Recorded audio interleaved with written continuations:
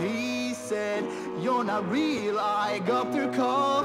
I know you're gone, I'm moving on.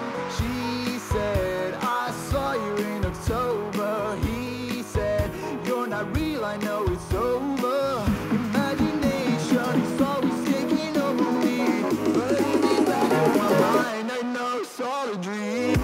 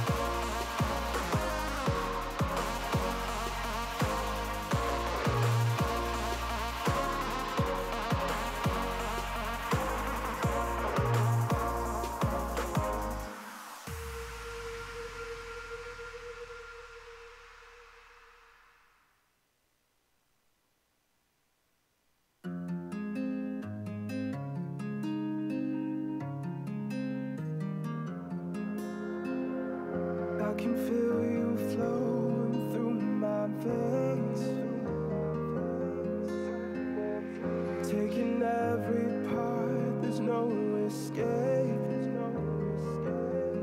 cause I can't deny all of these feelings buried deep inside. I'm out of reasons and I don't know why I ever even tried to put up a fight.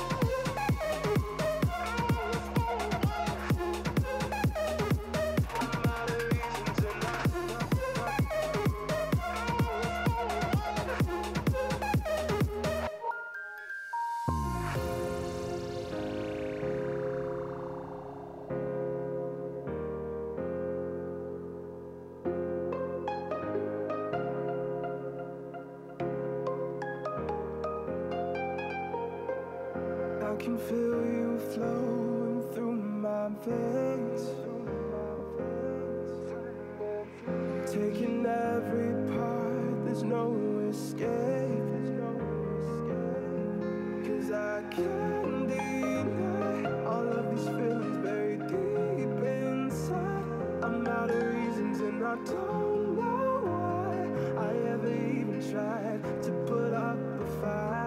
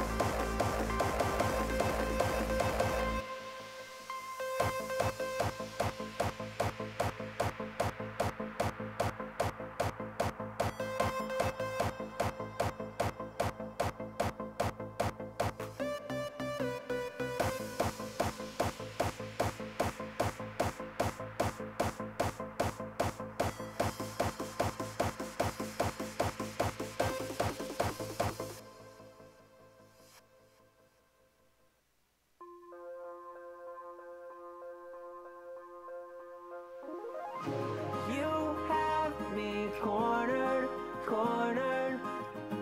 You have me cornered, and I don't wanna leave. You have me cornered, cornered. You have me cornered, and I don't wanna leave. You have me cornered, cornered. You have me cornered, and I don't wanna leave. You have me cornered, cornered. You have me cornered, and I don't wanna leave.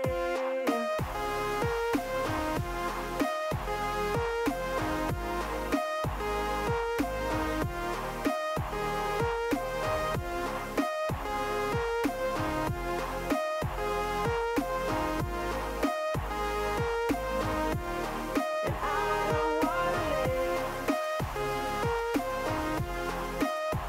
Gives you the power to directly support your favorite tournaments and gaming scenes. Head over to this tournament's Matcherino page, sign in with your Twitch account, and if there's a coupon code, donate $1 for free by entering it. To help the prize pool grow even more, you can add a personal donation that will go directly to the players. You can also check out the rewards. If you see something you like, you can buy it and support the event. Rewards can be purchased through PayPal or with points that you accumulate by watching the stream.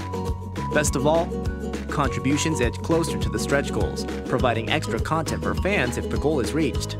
Esports communities are growing with your help. Get more of what you like by supporting now.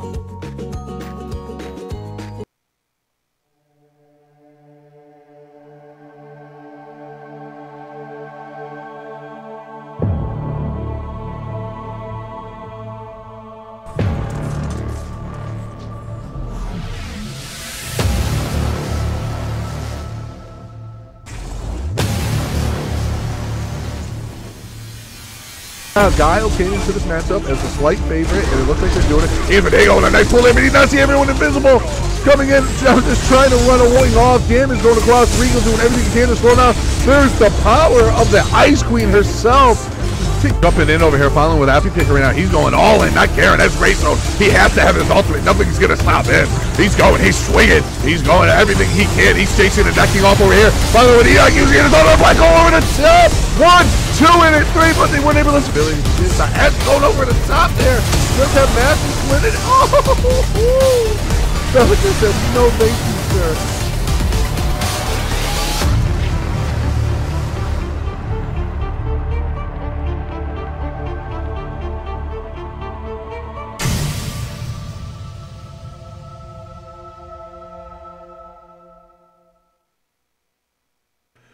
Welcome, ladies and gentlemen, to day 2 of Paragon Major League 11. I am your analyst, Sylphin.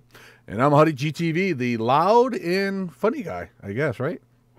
Indeed.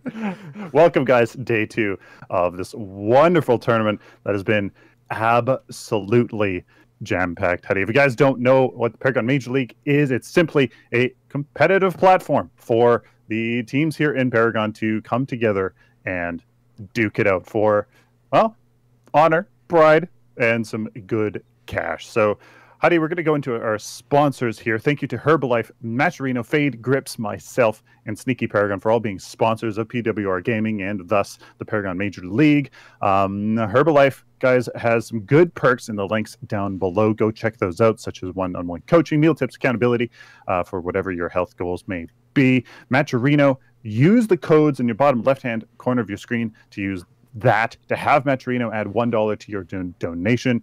Get some huge hype for these players and support your competitive scene as it continues to grow, as Paragon does as well. Sneaky Paragon, really don't need to say much here. They are just fantastic. Those brothers do amazing art for the community, emote, stream overlays, logos, and any artwork you can basically think of in the community. Fade Grips, also proud sponsor, who offers the gaming community with affordable and durable gaming grips. Use the code PWR to get 20% off of all orders. Some 3 plugs here, some info for you guys as well. The Paragon Fight Night, if you guys haven't heard about it, is every week on Thursday and is currently in its second season. Just another way for competitive teams to come together and duke it out, except on a weekly basis, with the final tournament pot this season being estimated likely around 500, hopefully more, as that's where it was last season. Second plug here, you can now subscribe to the PWR Gaming Twitch channel directly as an affiliate, as they got an affiliate just recently, but are very close to becoming partners. So please feel free to help with the channel in whatever way you like. And also, PWR Gaming is on Twitter. PWR Gaming 1 is the Twitter handle. And there'll be some announcements, Huddy. What are some future things people can expect? We're relaunching the Paragon Minor League. That should be starting January, most likely February, where all the teams who aren't in the top 6 in the Pro Division of Paragon Fight Night, or teams that have not made the semifinals in a PCL or PML over the last couple of tournaments, will be invited and open to come in. We're also starting community events in the Power Gaming Discord, so make sure you check out our website, www.pwrgaming.com, and our Twitter. And we're allowing for the Division 1 on Thursday nights at 9 p.m., we're allowing you guys to decide which matchup that we cast. There's 3 big matchups every week with the top 6 teams in NA. So make sure you're on the Twitter and following. And Monday nights, we're also casting the semi-pro division. I believe at 6 p.m. Eastern. Make sure you check that as well. That's going to be Delhi and Winkleton every Monday night. So we're all over the place now. Yeah, and Twitter is the place to get all of those updates, ladies and gentlemen. So go get that follow right out there. I think we're going to go into the brackets, kind of show where the, it's kind of simple, really. We have 4 teams, Archon, Asura, Rage, and Team Oxygen, and Dirty Work, all fighting for the grand final position. Asura Rage took the quarterfinal spot over T Fraggers 2-0 to be now facing Archon, and that is the match that we are going to see just now, Archon versus Asura Rage. And it looks like Dirty Work took a 2-0 over Venom, who is now going to be fighting Team Oxygen in the semis. So there you guys go. That's the semis. Archon, Asura Rage, Oxy, Dirty Work. Bum, bum, bum. Sorry. Yeah. So, guys, and I just want to say this. I just went and saw the new Star Wars movie. Thumbs up. Double thumbs up. Very good. Go see it. No spoilers in chat for anyone who hasn't seen it yet. But I was pleasantly surprised by it. That being said, are we ready to get this draft going? I'm ready, honey. All right, let's get this draft in 3, 2, 1. The draft is yours. All right, ladies and gentlemen. So we have seen quite the meta, haven't we, Huddy? Who so far do you think is 100% pick ban? Mariel and Wraith? Mariel, Wraith, Severog possibly up there too? Mariel, Wraith, Severog, Grux, Revenant 100%. Murdoch is there. So, I mean, we're going to have to see. And here it is. I mean, Muriel ban right off the bat here for Archon. Really, she is the answer to this current high burst follow-up meta. Really, that's what these high skill players are able to do, and that is why that's banned. There's the Wraith ban. Archon going straight out of the gates with Rampage. So, I mean, maybe they are telling their play here by not going for somebody like Severog, as we just saw, or Kwong, or Grux, even Murdoch or Revenant, who are very, very strong. So I think Archon, that Rampage is a safety pick, to be honest with you. Severog and Kwong, those are the 2 I would say that are right at the top of getting picked for a team. They are the strongest, followed by Revenant. There you go, and Grux. So, I mean, Archon just going through with it. Rampage does have a very, very, very strong place in the meta. He has a great ton of damage with obviously his boulder, his stomp, whatever that's called. I'm forgetting it now, and his King of the Jungle. So I mean, with his ultimate, his incredible sustain, it goes really, really well, especially with a Tyrant, which is pretty much ubiquitous. And there you go. So really strong front line here for Archon. Revenant is going to do a ton of work in whatever lane he has been, because we have seen him in the mid lane, Huddy, doing work as well there. So his Revenant likely on the other side. His burst is just so incredibly high. He's tough to deal with, and with that root on the ultimate, it just makes it not fun to play against him. There's no other way to say it besides that. Wow, he basically can confirm any engagement. I mean, like, if you're within the influence range of, a Revenant, you're basically dead if they are accurate, especially if the Revenant's fed. Asura Rage coming out with the Fae, likely in the mid lane. Very, very strong mid laner. We have basically, I think she is also 100% pick ban, to be honest with you. Just that harassment, the damage output, obviously the utility on the ultimate is fantastic. And combining that with the Decker, I mean, that's going to be really, really strong for Asura Rage, especially in contesting those objectives that are so important, as we've seen so far. Crunch is a bit of a different pick here in this tournament so far. He's very strong. I mean, he has is that a Crunch followed support? By a Recrunch. Who? I think, Huddy, I think it's a Grux support, to be honest with you. Crunch support. I think it's a Grux support. Morgesh in the mid lane. Crunch in the solo lane of Rampage in the jungle. This is a very different support here. Support from the Grux, but very different composition that we're seeing here from Archon. The Morgesh is really interesting, and Drongo coming again for Asura Rage. We saw that last game, the very last game that we cast. Drongo, his red routes actually killed somebody. Hey, let it go. Let the past be in the past. Let the past. Let it go. But, I mean, he did work. It really did. They did well. Asura Rage did well with that Drongo, and forget who the support was, but I think it was actually Decker, and he actually worked. So, I mean, I would say Archon definitely probably has the stronger of the pick, especially with the Rampage Grux Crunch amount of CC. You know, it'll be interesting. It's going to work well. It'll be interesting because it's a non-traditional draft with Archon, right? With the non-traditional support against a more traditional meta pick, Asura Rage, right? I mean, a little tale of two different teams here, two different drafts. We'll see how it works out. I'm at 7 seconds in game.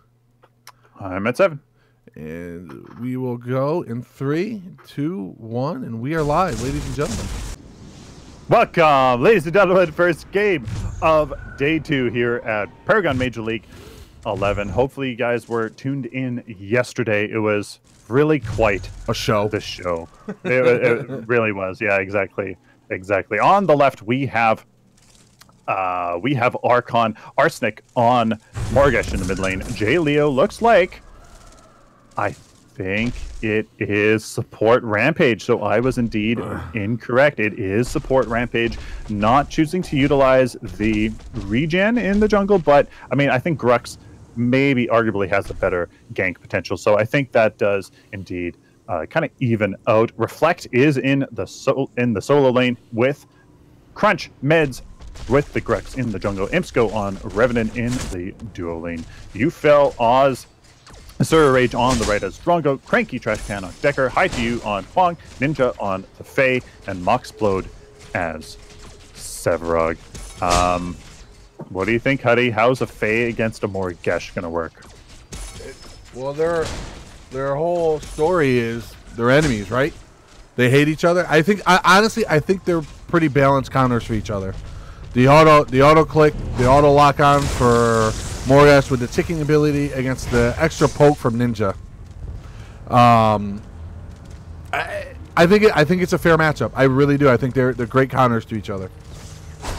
I think Ninja here going with Living Guardian is an interesting choice instead of a Exoskeleton. Maybe saying maybe is an indicator of no growth in the deck so far. Arsenic going with Tower Strider, which I find very interesting, probably to actually deal with the high amount of poke that he wants to do, using that mana, going back to base, recharging, and then coming back super quick. So I think that is telling what Arsenic wants to do here as Morgesh in the mid lane. And actually, chat, please let us know in chat if you would like me to refer to these heroes as their player names or as their heroes. Just let us know there in chat. Do me a quick favor, Herc or one of our admins, put up a straw poll. Make it easy for us. Put up a straw poll, throw it in chat for us. He's fantastic. Yep, Faye definitely has the early advantage, but again, Morgesh, once you get to that, Imco in all kinds of trouble. And Moxplode was able to take him out with that Sylphin, getting those 3 stacks just like that. We missed the early game gank, jumped over just a little late as it's starting off early and often, which we do like about this new meta. 3 minutes in of 1 death already. Yep. You know what? It was really quite interesting because Archon had the ward advantage. So, I mean, I may have been just a little bit of miscommunication there, little lapse of attention on Imco's part as Jaleo was well retreated. So first kill of the game goes to Asura Rage. Really, it's just going to mean an extra 1,000 or so gold, and that's exactly what we see in the gold so far. Not going to really say too much. Hi to you with the Possessed Paragon coming out as Reflect on Crunch. Maybe going for that as well. He's growth, we know that, but we don't know if he is death. Farm early, very even. Lanes all pretty even, minus that 1 kill right there. But we do see Moxplode rotating over right now. They have the ward, they know he's there, and they back off, and everyone resets. It's gonna take Archon a little longer to scale up with their full Rampage support. All right, the poll is up, guys. Make sure you vote on what you guys want, and we'll take those results and try to stick to it the best we can. So let me ask you, Sylphin. Faye Morgan. Faye has early game, right? She has all that extra damage, that extra poke. But I feel once Morgas gets that level 5, her ability to jump in and out starts to give her the slight advantage. And then I really feel that they counter each other well. I feel that they both have almost the same amount of damage. Morgus has the global ult and the ticking ability where Faye has to be on top of you. So I think it kind of washes out, right? A little bit? I would agree. You know, the Faye has the ability to poke from afar, and which brings down Arsenic down to, you know, lower health, but Arsenic can just kind of convert that Morgesh kit into some good amount of burst damage. And, you know, if Arsenic can indeed get some harassment on Ninja, maybe that can equal a kill. You know what, Ninja with that Possessed Paragon, Arsenic with it as well. I mean, it's going to be really tough. It's just going to come down to who can outperform the other and who can win that solo, that mid lane. Yeah, because it's not about the first 5-10 minutes of the game. It's that 15-minute mark is where it really starts to matter. That's where the team fights start coming in. That's where the snowball effect starts running. So you give a little, you get a little. That's the thing. And Morgus has to be in trouble right now. Arsenic's and Faye's waiting for us. You can get that combo in with an invisible Sevarog Moxplode. That would be an instant death Arsenic. And Spidey sends Stingling, backs off. Yeah, the ward advantage is in Asura Rage, so, I mean, Arsenic, indeed. I mean, he can't see anything, so I think he just knows. He knows something is there. The Fae was not on the map, Ninja, so, I mean, really smart play, good spider senses. I would be right up there with the tower and get insta-ganked, I'm sure, but no, his Spidey senses are going, and I think Ninja knows that as well. He's playing a little bit safer here. I'm surprised he's not harassing Arsenic too much here. I mean, Possessed Paragon does kind of hinder both of these mid laners pretty darn hard. So it's going to be more about who can just simply push the wave and then who can just simply rotate and make some kills. It's been a pretty quiet 6-minute game, buddy. We had that first kill at about 2.5 minutes, and then everyone's just farming, and it almost looks like the Archon's content with waiting for that late game, waiting for Morgus to get her damage up, waiting for Ramp to get the level 2 stun and the slow, so then he can really start to combo well with Revenant. Excuse me, I just got to plug in my headphones. It's interesting because they have, each lane has answered Possessed Sprykin with Possessed Sprykin. They nobody's taking any risks and not going for it and waiting for that late game. They're simply going for those Possessed Sprykins. Oh, Reflex could be in a little bit of trouble. Subjugate, it's not. Crunch not going to have to turn to one. It is a 2-on-1, but the rotation is there. Here they go. Crunch likes to punch it. He's turning it around. There's that extra CC with that slightly height to use going to go down as well. Meds and Reflex turned the bait into a rebait and took it back and got everything they wanted and more. That extra slight boost to Crunch, adding the extra stun to his uppercut. Oh my goodness.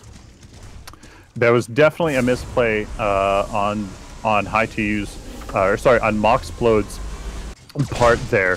The Sword of the Heavens, the Judgment of the Heavens, was unfortunately not utilized. Moxplode used his Colossal Blow to knock Reflect out of the sword. So unfortunately, that would have gone so much better for Asura Rage if that didn't happen. So unfortunately, that does give 2 kills back to Archon, where it's 2-1 now in their favor. I mean, really, it's not going to say too much. We're at 37-9 versus 36-6 in the gold department. It just comes down to who's going to really get that strong advantage and push it hard first, and that is going to lead into Fangtooth, maybe into a second tower, and it's from there whether the other team can respond.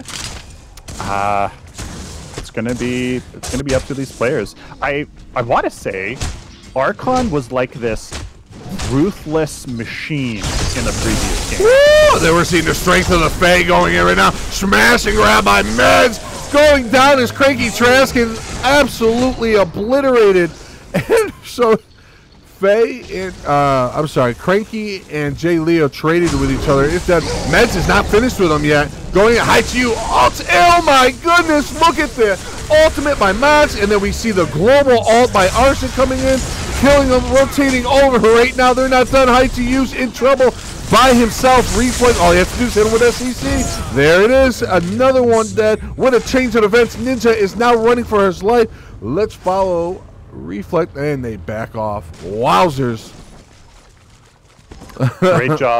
Great job on Archon's part, focusing the important members where Asura Rage wasn't quite able to. They kind of let Arsenic confirm the kill there. That may have changed that around, but otherwise I think Archon kind of really outperformed that, and in this they are 2 kills up now, although unfortunately that didn't convert into any siege advantage or anything else. So still Fangtooth here, the 9-minute Fangtooth that was pretty much down to the T in other matches is left untouched. Alone.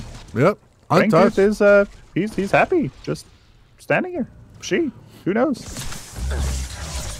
Ninja down to about 30-40% mana. Arsenic full mana, got to be a little careful. But Arsenic did just use that global ult to secure a kill, as Faye used her ult to secure a kill also. So mid laners trading 1 for 1 on that combination there. Nothing too interesting. I'm fond of experience here on Jay Leo with the Protected Sentry. Really, this could be a Muriel for all we know instead of a Rampage, but taking a look at the deck. So really good play on his part to keep relevant in the hero experience department. Even though Cranky Trashcan doesn't have the font of experience and is level 5 as well. All right, they want player coming out here for the mid lane Meds with the smash and grab. Almost deletes Ninja, and absolutely does with a fantastic Morgat confirmation as well. So there is a strong gank leading into the very first advantage for Archon, and they are indeed capitalizing on it, wanting to go for Fangtooth here. Can they grab it uncontested? There are 2 flames here for Asura Rage. Can they do it? I think Moxiploid stole it. I think so? I think the subjugate came in and stole it. I have no way to really tell. And the goal is dead even. Yeah, so you know what? With the kill deficit, I think he got it.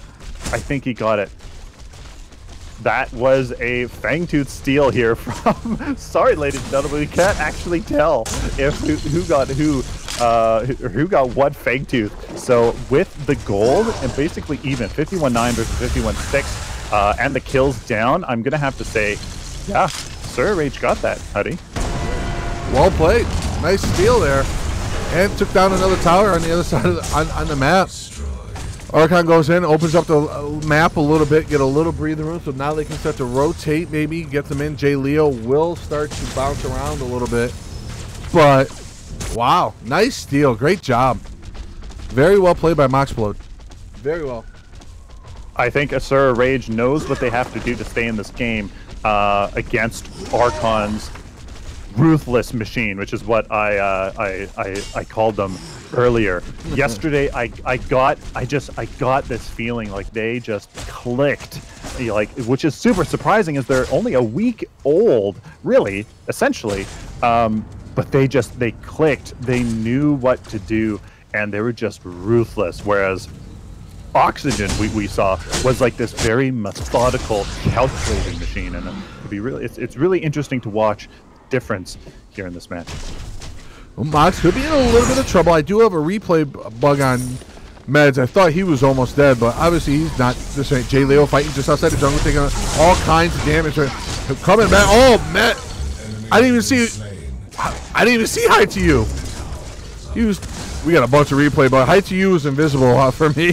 I did not see him in the jungle there. It makes sense on why the invasion's happening. Mid lane now open, outside lane, dual lane now open. Reflex starting to impose their will a little bit on the map. They know where they have map advantage. And I'm going to take this opportunity to fix some of these replay bugs. Sylphin, 1 second. All right, tell me where you are. I am at 14:05. Of course, always a couple seconds ahead of me. I don't know, I swear my replay system's different. All right, I'm ready. 3, 2, 1, go.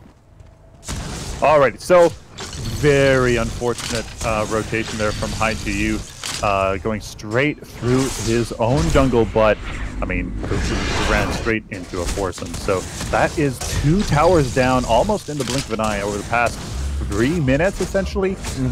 All of a sudden, Archon has that advantage. Look at this. In 3 minutes, the deficit is now 13,000 gold for Asura Rage. Just like that. 7 and 3 for Archon as well. I mean, how did this happen, Eddie? Maybe they did not get the steal on Fangtooth. That's the only thing I can think of. It's not that much of a deficit otherwise. The farm looks pretty even across the board. For last hits, I don't see a huge discrepancy. And the kills, I don't think add up to be that much. So maybe they did not get that steal. Oh, indeed, yeah. We'll check right here. Hold on. 74,000. Yeah, they stayed at 74,000. So the Asura did not get that steal. So now it's 2-0. But Asura went and took Orb Prime. Why Archon got that second thing to it. So they have the movement speed going in right now. Crash Grand throwing the zoning just to try to clone down. They were able to kill someone. Meds does get subjugated. Moxplode, everyone just kind of back off. I think Faye's dead, depending on how it's showing her, just a figure on my map here. Interesting. Archon pushing Asura back, even though Asura has Prime. They have that extra 20 damage right now. They got the easy pick here on Ninja. Unfortunately, overextended in the mid lane, not expecting all of Archon to be there. And now Archon is pushing that advantage, that one-man advantage, while Ninja does come back here. A crazy replay bug. I have no idea if she's even here or not. She must be. Oh, there she is. Okay. She's coming. Nope, she is coming. Woo!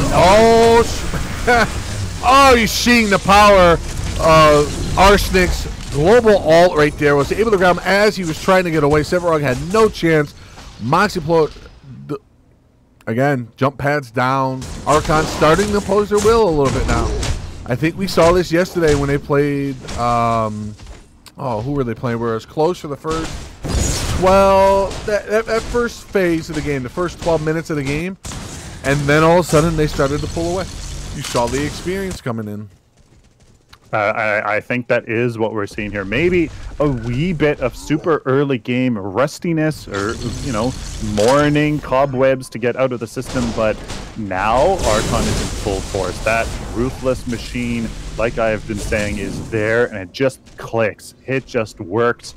You've seen easy kills translated into tier 1 picks, into very smart Fangtooth grabs, and now that we've gotten some replay bugs, maybe indeed they did actually get that Fangtooth and not Asura Rage. And even though Asura Rage got Or Prime, which was a fantastic read on their part, Yep. it just one bad positioning on Ninja's part kind of gave Archon that tier 2 tower. And a huge map advantage. All pressure is going to be constantly on Asura's Rage now, as all their T1s are down, and none of them are down for Archon. So they're going to be able, that support in mid lane are going to be able to rotate wherever they want now, just to constantly give them more pressure and an advantage on the map, because simply they have more space to do so. J. Leo still with Malik's Grace and Font of Experience. Maybe a replay bug when he does have wards, but Malik's Grace health on Rampage only adds to his damage, and of course his tankiness, as long as that supporting nature with the shield yourself. So I'm loving this Rampage support. Moxie Blow missing the subjugate here. High to you going in, and Mez was waiting for him to rock the big D from J. Leo. And now, Faye Conan using her ultimate, pulling everyone in. The needle's going up, doing as much damage as they can. Reflect the side in the back off. J. Leo going in. He's in the jungle with Rampage. That all Rad Rounds was able to put up, but you felt it goes down. Meds was able to go in there. It's like having two junglers. Now Meds backing off. Ninja backing off right now. Nice job again by Archon. They're going to go, look, they group up and they're going for the objective. Playing the MOBA game, as the words of my colleague loves to say here, Sylphin. Objectives, objectives, objectives. And pushing advantages.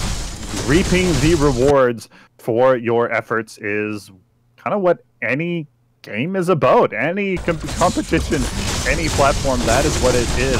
And as you can see, Archon is like, no, we want an inhibitor here at the 19-minute mark. Reflect low on health, uses his ult just to try to get away, to put the space between him and the rest of the team. And then they all back off, and I'm... Fangtooth, maybe? No, they're resetting and getting all new cards. Yep. We, so far here, Guard, Piercer, and Veil Stepper coming out for Insco. He's incredibly farmed, so maybe a replay bug. I mean, Veil Stepper, fantastic sustain, almost that of a Possessed Paragon, except it's not cursed, while giving you power, basic armor, and obviously that amazing passive there. Guard Piercer, exactly what you want on Revenant. It just enables him to actually see the true damage. They got to be careful how they're going after Fangtooth. I think that's the right play to make, but missing the subject was Moxie Blow. We're not going to be able to tell who got this one. No clue whatsoever, but I will tell you what's going to happen. Archon's going to win this team fight, as their ability to just single targets 1-on-1. You fell left to be by himself. That is a complete team wipe with an inhib down. They're going to go right for mid, secure the second inhib, and possibly may be able to end here. It'll be pretty close. I think they should be able to, though. You honestly, to me, the most impressive part of that entire engagement was Meds with Unbroken Spirit, Tyrant that's likely maxed out, and a Growth Totem. Yeah, it's probably only at 10 stacks right now or less, but that 26,000 gold over the enemy's 18,000, 19,000 max was tremendous. He just basically walked straight up to the back line, smash and grab, and that was the engagement. And let's do a little -10, +10 here at the end to get a look at the end build, so you can go over that real quick.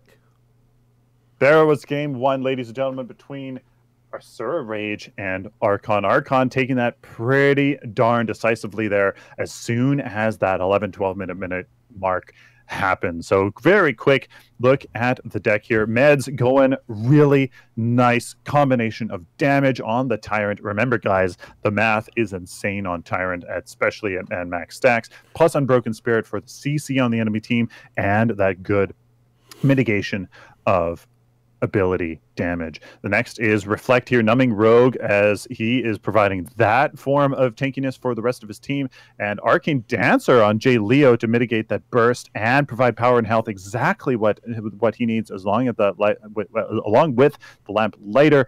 Arsenic Amplification Engineer, oh my goodness, there's no way Sevarog or Kwang would be able to survive with that, especially Arsenic converting the Morgesh's kit. Tireless Reaper, just a great card, so that she can actually have some mana sustain, even though she does have the mana fountain. Wound Seeker and Guard Piercer, making him even deal more truer damage. Only thing is that once they are critically wounded, basically the armor pen goes to waste. But still, I mean, that is a fantastic combination of cards here on Revenant for Imsco. Enemy team here looks like the Fae have the same idea as Arsenic.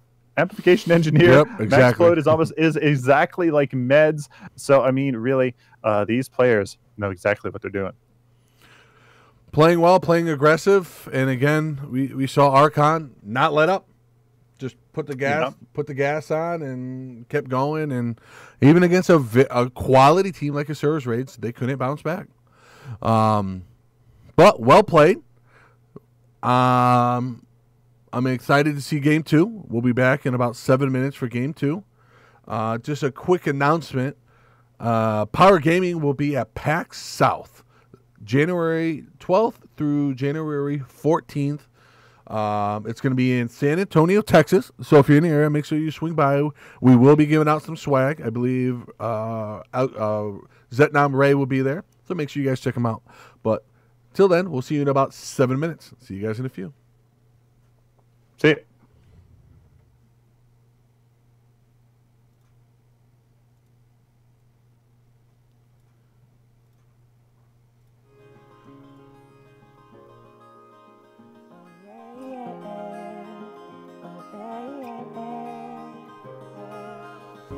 You have me cornered, cornered.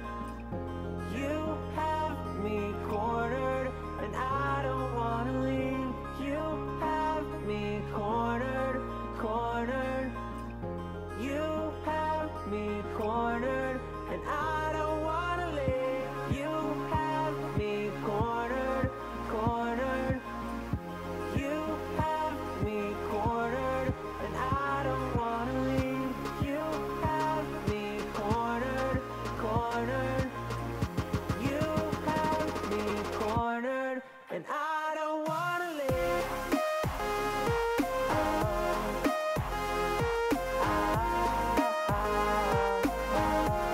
No, I don't wanna leave.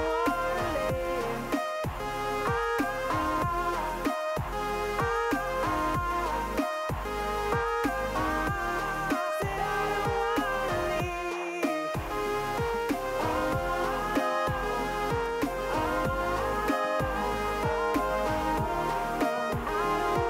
leave. No, I don't wanna leave. And I don't wanna leave.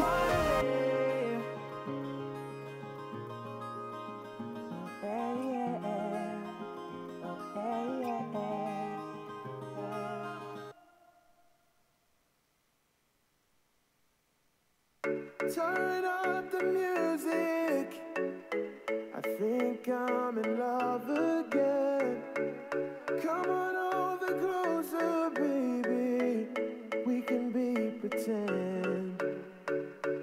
Maybe I think too much, or maybe we haven't had enough. All we need is a little trust. Into the sky we go and light it up. Won't you stay the night? We can dance and sing forever. No, I won't waste your time. Yeah, you have something to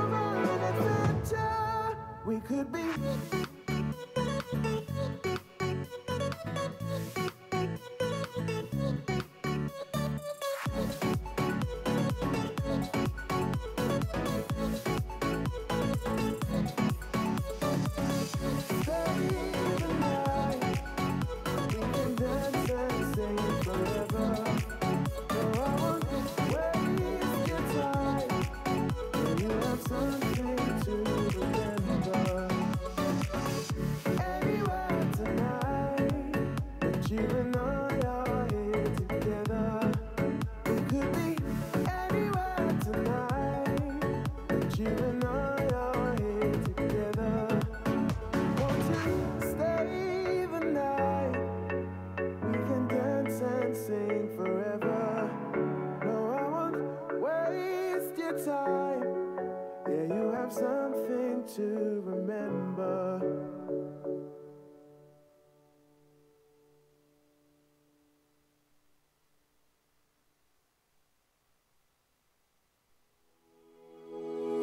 Counting days, counting time. Hope our dreams come alive. The grass seems greener on the other side. The stars shine bright, but only when it's night. We all have wings, but no one's to fly.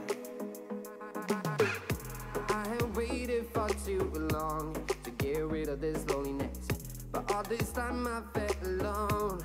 I just became unfocused on what's wrong and what's right, and on my purpose in life. You will fall, you will cry, but you will always find light. Counting days, counting time. Counting time.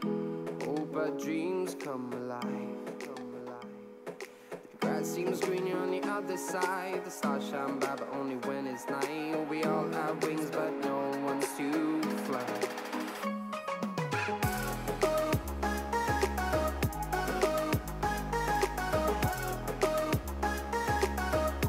Counting time.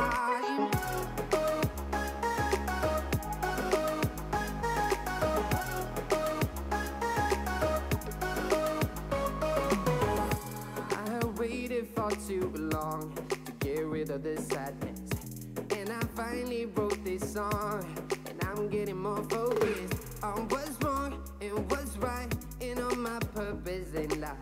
You will fall, you will cry, but you will always find light. Counting days, counting time. Counting time. Hope our dreams come alive. Come alive. Grass seems greener on the other side. The stars shine bright, but only when it's night. We all have wings, but no one's to fly. Counting time. Counting time.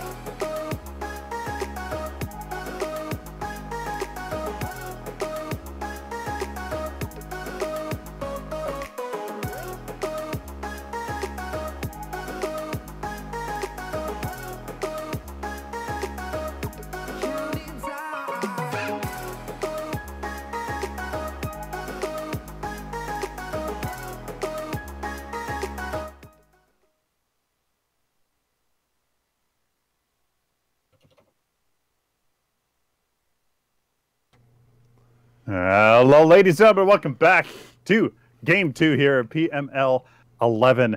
Day 2 between Archon and Asura Rage. Hope you guys really enjoyed the first game. Archon putting on a show right around that 11-12 minute mark. A little bit later than we've seen them before, Huddy, around that 9 minute. Oop, I just lost. Did I lose sound? Are you there? Hello? No? Yeah. Oh, okay, there we go. I Just hear cut you. out. Yeah, we have seen them go after Fangtooth at 9 minutes. Between 9 and 10 and a half minutes is when it's getting to the late point. This time it took them to the 13 or 14 minute mark for them to get there. But once they got that first Fangtooth, what looked like a Asura stole, and then just started to snowball and went from there. For me, what changed the game was after that second Fangtooth, Asura Rage got that Prime, right? And you would think with Prime and an extra 20% damage, 20 damage points, you'd be pushing back, but they were backpedaling the whole time. Archon never let them breathe. Archon got that easy one-man advantage from out of position Ninja there in the mid lane, and then was like, no, we don't care about your 20% extra damage. We already have the economy advantage, and they just kind of really, they did their thing. I mean, they are ruthless, and I get that sense that they gel together so well, being a brand new team. I mean, it's really remarkable to see them do their things here. Before we get into the draft, just one thing, Matcherino guys, use up all of those codes in your bottom left hand corner of your screen. Use that code. Should be different from yesterday's, I do believe. So use them all up. Put that code in there to have Matcherino add $1 to your donation. Support the organization here. All of these proceeds go to the players. So really, I mean, it's really great that these players get to do compete for pride and bragging rights, and also some cash. Absolutely. All right, let's jump right into this draft. 3, 2, 1, and the draft is yours. All right, ladies and gentlemen, here is game 2 between Archon and Asura Rage in the semifinals. Archon taking the first game fairly decisively after being fairly careful in the early game. Asura Rage not letting them get too ahead too early, but Archon did simply just kind of grab an advantage. They forced an advantage, really, and there you go. So who is going to be the first ban? Pretty much Muriel. I mean, really not much to say, and really not much to say about Wraith. So really it comes down to who picks what first. We saw Rampage. I was just going to say, there you go. There's Rampage. You know, like the Rampage is just Rampage. Yep, he's great big. Sustain, great damage, great crowd control. I mean, there's really not much to say. Asura Rage, Severog, and Grux this time instead of the Kwang, likely not wanting to let Archon take that Grux pick, who has just simply fantastic crowd control. A little bit more than Kwang. Actually, well, a whole other stun than Kwang, and where Kwang just has that root. So Asura Rage doesn't want Archon to take it, but they answer with a Zinx, who is likely going to probably be the support this time. Rampage likely in the jungle. I don't think Zinx is going to be juggling or solo laning in this meta. We haven't seen Zinx in the solo lane, so there is that Revenant to Archon again. Insco, I've been at the mercy of Insco Revenant, and oh boy, he is ruthless. And I think really this tournament has been no different. The Fake does go out for Asura Rage, pardon me. Archon, will we see Arsenic take that Moragesh again? He did exceptionally well. Really, absolutely exceptionally well. Isolating key targets and confirming the kill on key targets. So is that going to be, a comfort pick as the Fae was taken away? They're going to go into extra time. All right, so Huddy, what do you think about Zinx? Very strong again, but I think she one of those, you need a stack with her because just how her kit is, and the skill level with the Zinx are on the people who are able to hit that stun and make it bounce around the minions, and then get it over to the hero is where her strength really comes out and her shine is, because that's just hitting them with the default stun doesn't really do as much. No, and I think they're going to be relying on that fact because they only have 2 stuns. The Rampage, Boulder Throw, and the Zinx Ricochet stun. The Kwang does have a root. Revenant has a root. Revenant has a slow. Morgesh does have a slow as well. But there is a Grim Huddy. The first time we have seen Grim here in this tournament. Oh, I'm going to love this. Grim is my favorite carry by far. And I'm excited to see that. Grim, very interesting. Okay, so we have the Subjugate, Colossal Blow, Smash and Grab, the Crush, the Stasis Bomb, Grim's Slow Phase, Fly. We have a serious amount of control. Grim with that deflector shield, it's going to come in so handy. Huddy, I guess, yeah. I don't know. I want to see if he's able to do it. He does have a ton of CC ability. He has the extra slow, and he, like you said, he does have the reflector shield, where he is able to offset maybe some of that obliterate that comes through to try to get it off. Well, just one projectile, so really some. Yeah, some. Or you can use it for that stack. But that being said, I am at 7 seconds. I'm at 7 seconds. 3, 2, 1, and we are live. Welcome, ladies and gentlemen. Game 2 between Archon on the left and Asura Rage on the right. I always want to say a meld between Oxy and Reboy. I always hesitate before saying Archon, as it makes me think of Diablo 3 and mix of StarCraft 2. And I always kind of, it's a really fantastic name, and I'm very excited for the new team. We have Arsenic on Morigesh, J. Leo, Grande on Zinx, Reflect on Kwang, Imsco on Revenant Meds on Rampage, Cranky Trashcan on Decker, Hi to You on Severug, Ninja on the Fae, Moxplode on Grux, and You Fell himself on Grim, my Bay. Oh, Grim, the walking refrigerator. The walking refrigerator. Okay, I can see it. Look at the aggression with Cranky right now and You Fell. Going up early, trying to poke Imsco. Is that smart? Yeah, it is when J. Leo isn't anywhere near. They're probably trying to communicate on a gank on Ninja, but they do get back. Cranky Trash Can, J. Leo may go to it. No, they aren't indeed. So, Reflect, Hi to You. Are we going to see the same answers of Possessed Sprykins? Likely.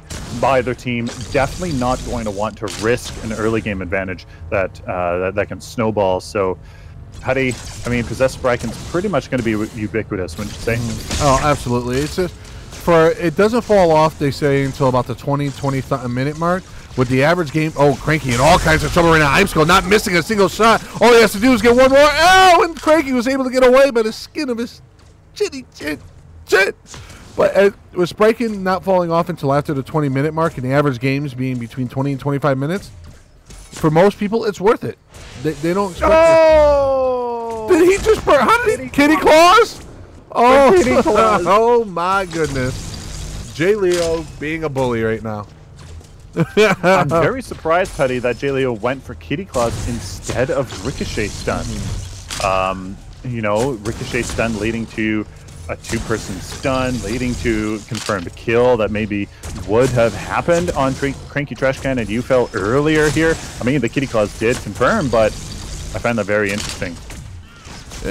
Just believe it. Wow. Did he just get another Kitty Claw on You Fell before I was even to click over to it? He did. Oh my goodness. 1v1.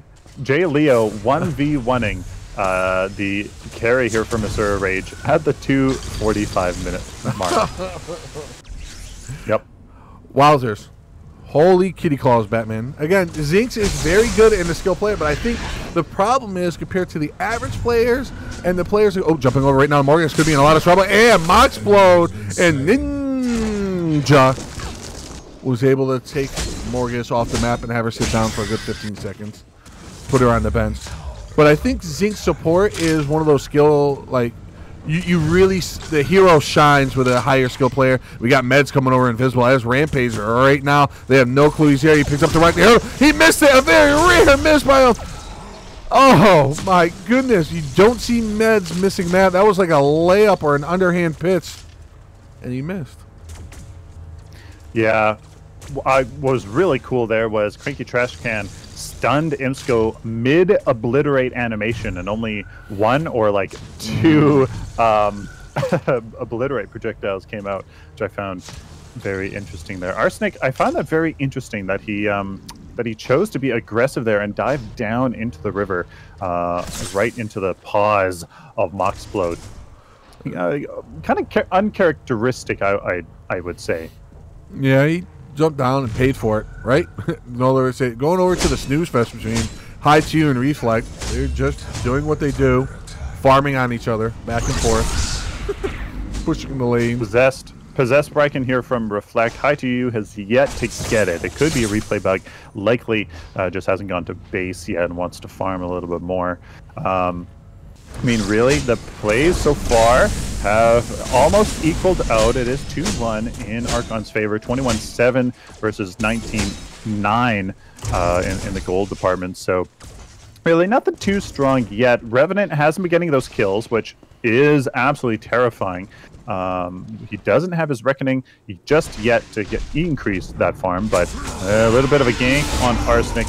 No, definitely not going to translate into anything with that Swarm ability. It was nerfed, but I mean, it's fantastic for escapes. Yeah, I think it's used more for escapes than anything else. No one really uses it to get the health regen. They use it to get out of dodge. I'm still got to be careful. He's up all the way by himself, and just like that, he decides to back off. Everyone's starting to farm. A little 5.5 minutes in, and only 2 kills on one side, 1 on the other. Gold's pretty even, 24 to 24.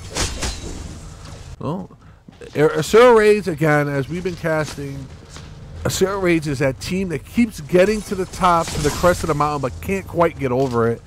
And they keep running into, it used to be Reborn, now it's Archon. See if they can take that next step. They finished in second place on Fight Night, Season 1. And they're in the Pro Division right now for Season 2. So we'll see. Meds is just waiting. Look at him. He's like, I'm Rampage. I will feast on you.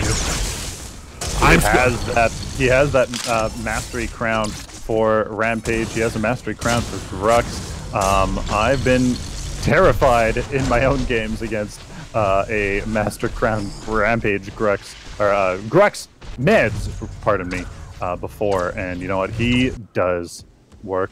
Rotations always on time, exactly where he needs to be, always anticipating ganks onto his friendly team. And he does an absolutely fantastic job. He knows that there's no pressure on the map now. They have wards around Fangtooth to grant that fantastic vision. He knows that he is safe. He's going to get a ward ping here for Moxplode to go onto his duo lane, but no, Imsko was retreating, so he does retreat safely. We see Arsenic and Ninja just going back and forth, kind of poking each other, being kind of even. And J. Leo is roaming all over the place right now, allowing Imsko to farm a little bit by himself as they shove the lane back in, allows him to get more gold and more experience, and possibly scale just slightly faster. As he's not absorbing all that, sharing the experience in the duo lane. I keep calling it safe lane. I got to get used to duo and solo again. Well, and solo lane isn't actually, I don't personally find that perfect either, because mid lane is technically a solo lane as well. Correct. Right? Yes. So I always prefer off or right lane, but even right lane doesn't. Imsko does not miss often, and he's absolutely obliterating. See what I did there? With Revenant, Imsko, it's good to see him back playing too. I'm happy to see him back going at it. Just absolute one of the best carries in NA. We also have Meds back playing, one of the probably the best shot caller that I've seen, or I had the privilege to cast in any of my matches, as he's just always on point right now. And we have Moxplode chasing Meds around. I don't know if you want that fight right now, one-on-one. Rampage in the jungle is kind of hard to bring down. If you're going to fight, you want to fight outside the jungle. We have a good amount of pressure being forced onto Asura Rage's duo lane T1 here. This could be the advantage Archon needs to kind of start setting up that first Fangtooth and that first snowball effect. Moxplode does come over to relieve that pressure, and the T1 does stand. He's going to need to stick around, though, in order to save that T2. But look at Meds. Look at this. This is what I'm talking about. He knows that Moxplode has to deal with that pressure, so he steals the green. Right now, Imsko uses his ult just to try to get away here. Crazy Transcan throws his ult, his stun to try to get him, and nope. Nothing. Was able to back off and save Moxplode, and they're backing off, leaving the tower, and Spriken? I don't see Spriken on Imsko, but he still has a good amount of health. I thought he was a little lower than that, but he made it happen. Oh, I can't click on more yet. There we go. So, quick look at the builds here. 221 farm to 184. The farm here for Archon is starting to kick ahead, and the gold is as well. About 4,000 additional gold here for Archon, and that's going to lead to a little bit of an advantage, especially if Fangtooth is secured for that team. Veil Stepper on Imsko is absolutely fantastic. Health regen for that sustain to stay in lane and farm, get the advantage. Plus that basic armor is basically like Green Spring in one card plus half of Guard Piercer. Guys, Veil Stepper is a amazing value. It's almost what is that? 8 CP, 8 CP. Wow, back to legacy days. It's almost 8,000 gold worth on one card, but it's only Reflect gets subjugated right now. Faye's over there as well. He's trying to run away. They use one ult, two ults on him, knock him back from the safety of his tower. Ninja was able to finish out with a little bit of Harvest Nettles. Took two ultimates to get him. Oh, jumping back over. Rampage with Mad Mez is not happy with it. stomping the ground, doing everything he can to try to finish them off. And that slow and that kit of Faye allowing her to live just a little longer as she almost bled out. Getting away with a few hundred health was Ninja. I was super surprised. I almost jumped actually at Arsenic's curse there. I was not expecting that. Very smart move on Arsenic. Keep the Faye marked there. Very good gank. Very, very, very well-timed gank here. Coming out from Moxplodes, knowing that the pressure was relieved on the left lane. Insco had to go back to base, and that was a very good gank in that solo lane. To at least get one kill in their name, try to even out this disadvantage. However, look at this mid lane.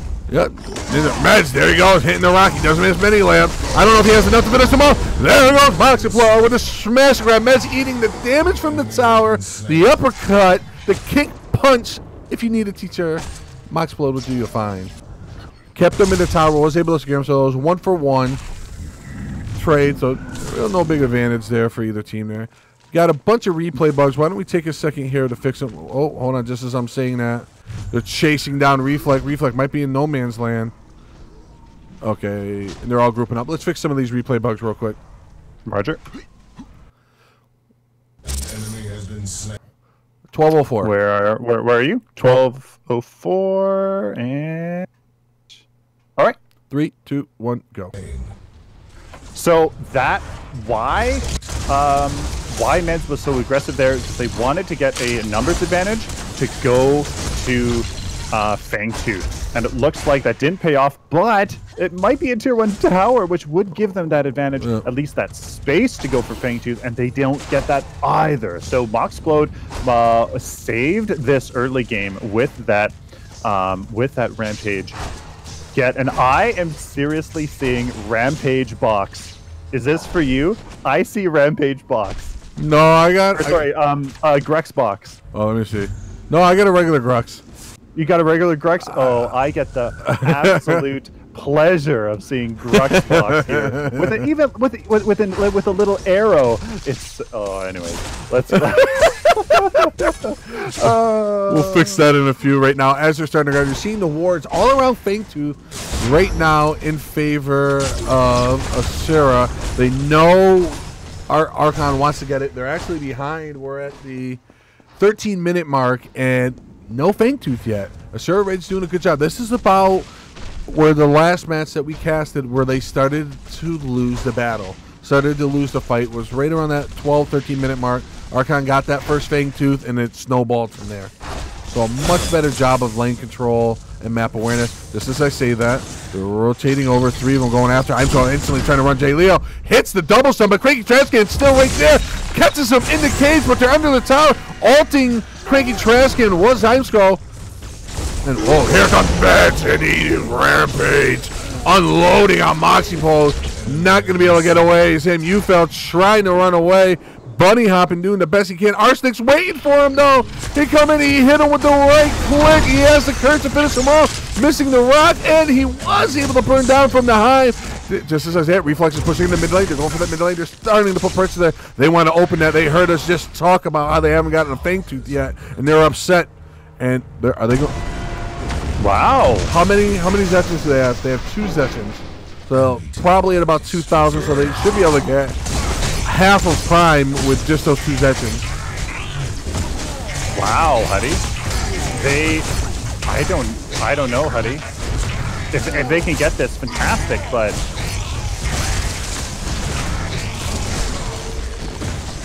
they did get it. Plenty of health. Haichu drops in. Not sure why that was him. And it's going to cost him his life. They have 2 minutes and 30 seconds of a huge boost and an advantage right now. Let's see. All lanes are in their... No. One lane is outside, not in their favor. They group up mid. They're going to push it in. They're going after the objective. They'll probably take down the T2, back off, and get a Fangtooth. Are they just going to let that off-lane tower go down? It looks like they're going to. They have a man advantage, and they need to get some value out of this. At least something that is easy to get, which is, relatively speaking, this T2 tower. The left lane looks like it actually may go down to the minions by itself, but no, they're not going to back off. They're going to push this advantage Do they have the economy? They do have the economy. It's not known whether it's actually in the cards yet. Moxplode almost gets picked, which would have secured this inhibitor's demise here for Archon. They're going to go for it. That's going in. Alting trying to take as much. He's just eating the tower damage right now. Then Heights U takes a run. He's going to go down. There's the stun. Oh my god, he has 100 life. He does not. Arsenic was able to finish off Cranky Trash Can by himself. They're just beating each other up. A boxing match going back and forth once again. Archon gets the inhib, instantly backs off, goes into the jungle, get that health regen going. They have about 1:10 left of Prime. Let's see if they go get the second tower. That's exactly what they're doing. They're going for the next objective. They want that next tower down. Interesting. I don't know. Maybe they are counting on the fact of getting Fangtooth after all of this is done. They want to utilize that Orb Prime a little bit longer. They, I suppose, are feeling incredibly confident here with the ability to get some picks. Maybe Maxwell had no chance whatsoever there. He took a rock and then got tethered by Reflect and bursted down immediately. We did see Faye use her combo to try to get down Emsko and J. Leo. It wasn't quite enough. There's that second inhibitor. They still have 25 seconds of Prime. Meds has, he's hurting, but he is going to get away. Has probably close to 300 health regen per second. Went in enraged mode. Wow, just as I said, it was about 13 minutes. Asura Rage playing much better. It's like a light switch went off. Absolutely.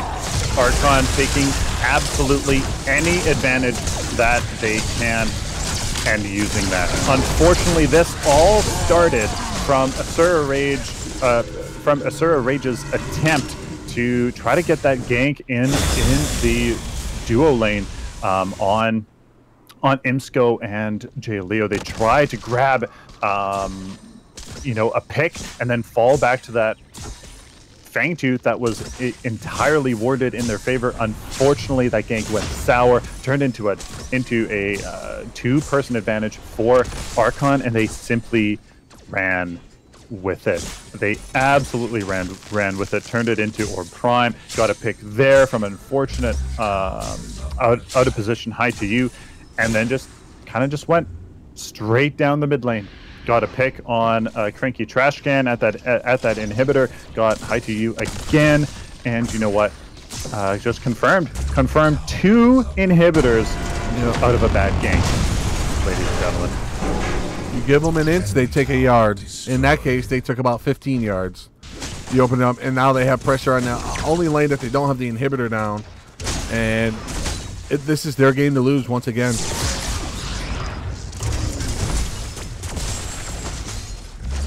Looks like they're just going to go in, take the inhib, not really force the fight. Just as I say that, Meds going after Moxplode, and with Reflect on top, held them still. Meds hit him with a rock. Reflect landed the tether. Sword of the Heavens came in, bursting down some more damage. We're in trouble. We might have a 19-minute game right here. In the semifinals. Wow. May just be that. Yeah, Winian's going in, taking on. So, again, we're seeing how powerful Spraken is right now, because again, I believe, I can't remember who it was when they did the math. They said Spraken really doesn't fall off until around the 20-minute mark, and if the games are going to end in 20 to 25 minutes, why not put it on for it only being 3 points? Yeah, I mean, really, late game Paragon right now is about that 18-minute mark to the 25-ish to 30. So I mean, these game times are aiming to be much lower than in the past. And yeah, exactly. Possess Spraken, very strong card. Quick look here at the builds as Archon takes game 2, moving on to the grand finals here in PML 11. Woundseeker, Swift Hunter from Imsco, and Veil Stepper is a very, very interesting choice. Move speed is, of course, fantastic for dodging, escaping, or confirming kills. Very underestimated card there. Numbing Rogue on Reflect is going to be a fantastic tank card for the rest of his team, and Meds coming out with the Tyrant and Unbroken. Tremendous damage from Tyrant and sustain through Unbroken Spirit. Amplification Engineer on Arsenic, again, not letting the Grux or Severog here from Asura Rage to get really any true value in the tank department. Really, I mean, you failed trying there with the Guard Piercer and Woundseeker and Growth Totem, feeding very well into his ultimate and other abilities as well. I'm speechless. I'm honestly speechless. Archon just they struggled on Thursday in Fight Night against Guile. Who Guile's been another one of those teams who've been right there, but between Friday and Sunday, they look like a totally different team. They look like a team that's a well-oiled machine. They're playing well. They're on point. The shot calling. Their biggest asset is their ability to single focus targets. As soon as anyone goes into it, everyone's on the same target. Boom, instantly. No hesitation, nothing. Everyone's on the same target. Well played. Congratulations, Archon. As your first official tournament as a team, advancing to the finals already. Very decisively, I might add. I would they're just this ruthless, just machine, and they just don't stop, man. Really, really great to see. All right, guys. We're going to take a quick 7-minute break. We will be back with Oxy, the new reformed Oxy. Do we want to go right to the final, Sylphin, or do you want to cast one more, the Oxy from the other semifinals first? I think we'll see about that, guys. Stay tuned. Find out. Thank you. We'll see you guys in just a few minutes. Bye. Ciao.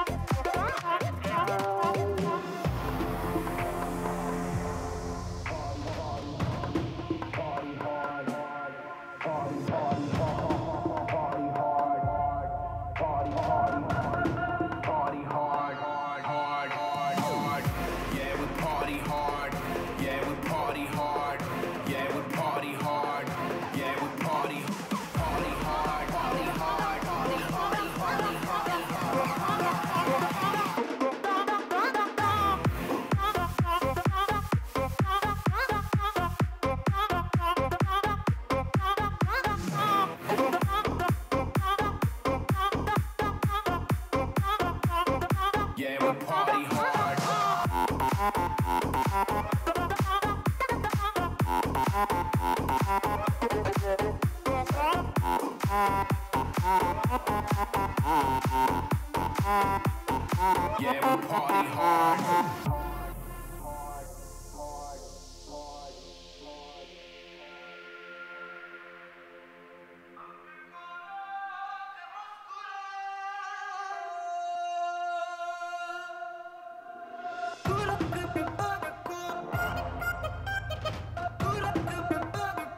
Party hard.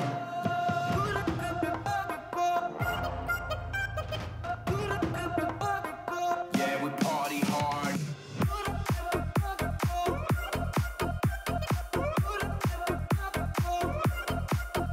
Party.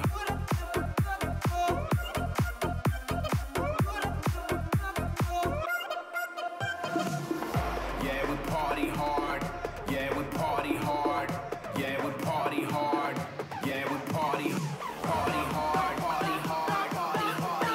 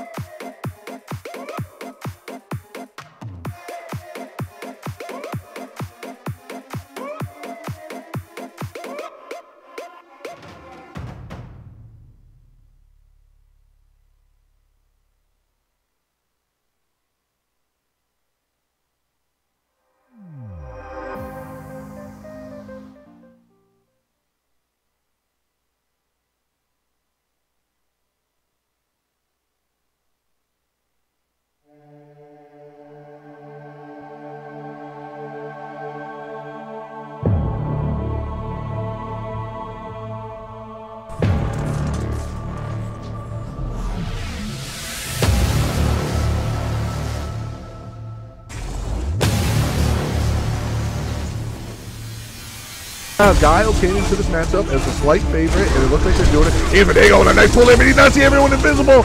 Coming in, just trying to run a wing off. Damage going across. Regal doing everything he can to slow down. There's the power of the Ice Queen herself. Jumping in over here, following with Happy Picker right now. He's going all in, not caring. That's great zone. He has to have his ultimate. Nothing's going to stop him. He's going, he's swinging. He's going everything he can. He's chasing and necking off over here. By the way, using his other black hole over the top. 1, 2, and 3, but they weren't able to spill it. The head's going over the top there. Let's have Matthew split it. Oh! Pelican said, no thank you, sir.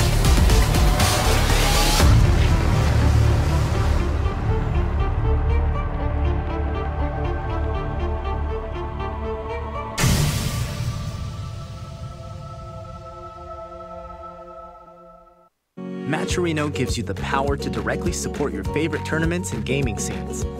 Head over to this tournament's Matcherino page, sign in with your Twitch account, and if there's a coupon code, donate $1 for free by entering it.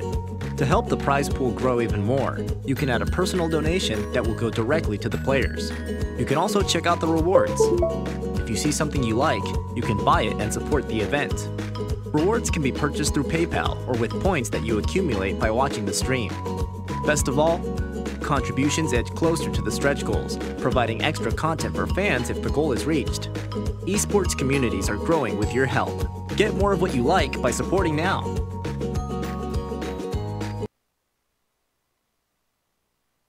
Welcome back, ladies and gentlemen, here to day 2 of Paragon Major League 11. We have the second semifinals here to go through between Dirty Work and Team Auction. Before we get into that, just a reminder, down at the bottom left-hand corner of your screen, there are those Matcherino links. Please go and put those down in your donations. Get Matcherino to donate $1 extra for your donation to help support these players here that are competing. Everything goes to them.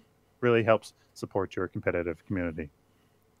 Also, make sure you guys check out the Twitter. I just put the link in chat there. We are allowing you guys to vote every week on who you want to see casted in the Paragon Fight Night Pro Division, which is Thursday night every single week, except for Christmas week this year, with all the teams that you just saw in that video. Archon, Oxy, No Names, Asura Rage, Dirty Work. All the top teams are in there playing against each other every single week. Team Guile, Genesis.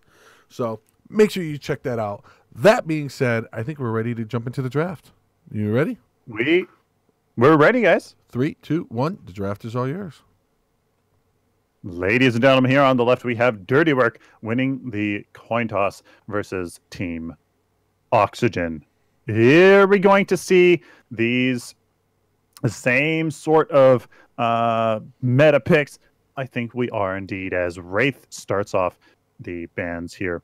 Probably, likely, going to see Muriel, even if people may want to play her. I know I want to play her, but hey, she's simply too good in today's meta. So there is Muriel. We have Severa coming out here for Dirty Work. Little bit of a difference from the two Rampage first picks we have seen before, but Team Oxygen does respond with that Revenant. Absolutely the top meta pick here for the in that carry role. We have seen him in the mid lane, but we have seen also Morigesh, Gideon, and of course the Fae being probably the most pronounced mid laner currently in this tournament. Grux, another very, very, very strong pick here for coming out for Team Oxygen, likely in the jungle. We haven't seen him in the solo lane, so pretty much know that he is in the jungle, giving that nice amount of control over to Team Oxygen. Dirty Works responds with the next two people here that you would expect, Rampage and the Fae. Severa Rampage going to be an astronomical front line for Dirty Work to do a lot of, dirty work. Wouldn't you know? Nice subjugates into control, especially with the Fae ultimate to complement that really quite well. Team Oxygen coming out with a Zinx and a Steel, Huddy. We have not seen Steel too much in this tournament. We've seen him a couple times, and did he perform well? I can't really remember. I can't remember. It was nothing memorable. We can say that, right? That's probably the best description of Steel's performance in this tournament. So nothing too exceptional coming out from Steel, but I'm sure Team Oxygen can find a way to work that. That is a lot of control there. Zinx, Ricochet, stun Steel with his shield bash, and bonk, as the developers like to call it. And there, hey, Narbash is a new pick here in this tournament. And Sparrow, I think we have seen once before here. So, you know what? With the amount of control Dirty Work has, I think Sparrow as a carry versus Revenant or Murdoch actually will work, as long as this incredible front line, Severa, Rampage, and Narbash, if he can stay tanky and healthy, will absolutely allow Sparrow's ridiculous DPS to come out. So, you know what? It all is going to come down to how Dirty Work can perform with their team comp, whereas Team Oxygen, I mean, it just looks freaking solid. Lieutenant Belka here in the mid lane, likely as Zinx will be a support with Grux in the jungle and Steel in the solo lane. So it's looking good for both teams. It's going to come down to whether Dirty Work can actually pull it off. Team Oxy, they can just calculate their engagements, and they have the tools at their disposal to make it work. It should be fun. Dirty Work, newer to the comp scene, to that top tier. They were vouched for by some of the top teams, so that's why they were able. And the fact that they made it to the quarterfinals, the semifinals, I think says a little something about them. They did have to beat some decent teams to get there. But that being said, I am at 9 seconds in. By mistake. I'm at 9 seconds. And 3, 2, 1, we are live. Welcome back, ladies and gentlemen. Day 2. This is game 3 that we are casting here of day 2 here of the semi-finals, with Team Oxygen on the left, Proficiency on Steel, Strafe on Revenant, Phasma on Zinx, Involve on Lieutenant Belka, Crazy Fool on Grux, Induct here for Dirty Work on Rampage. Oh, look at this. Very early.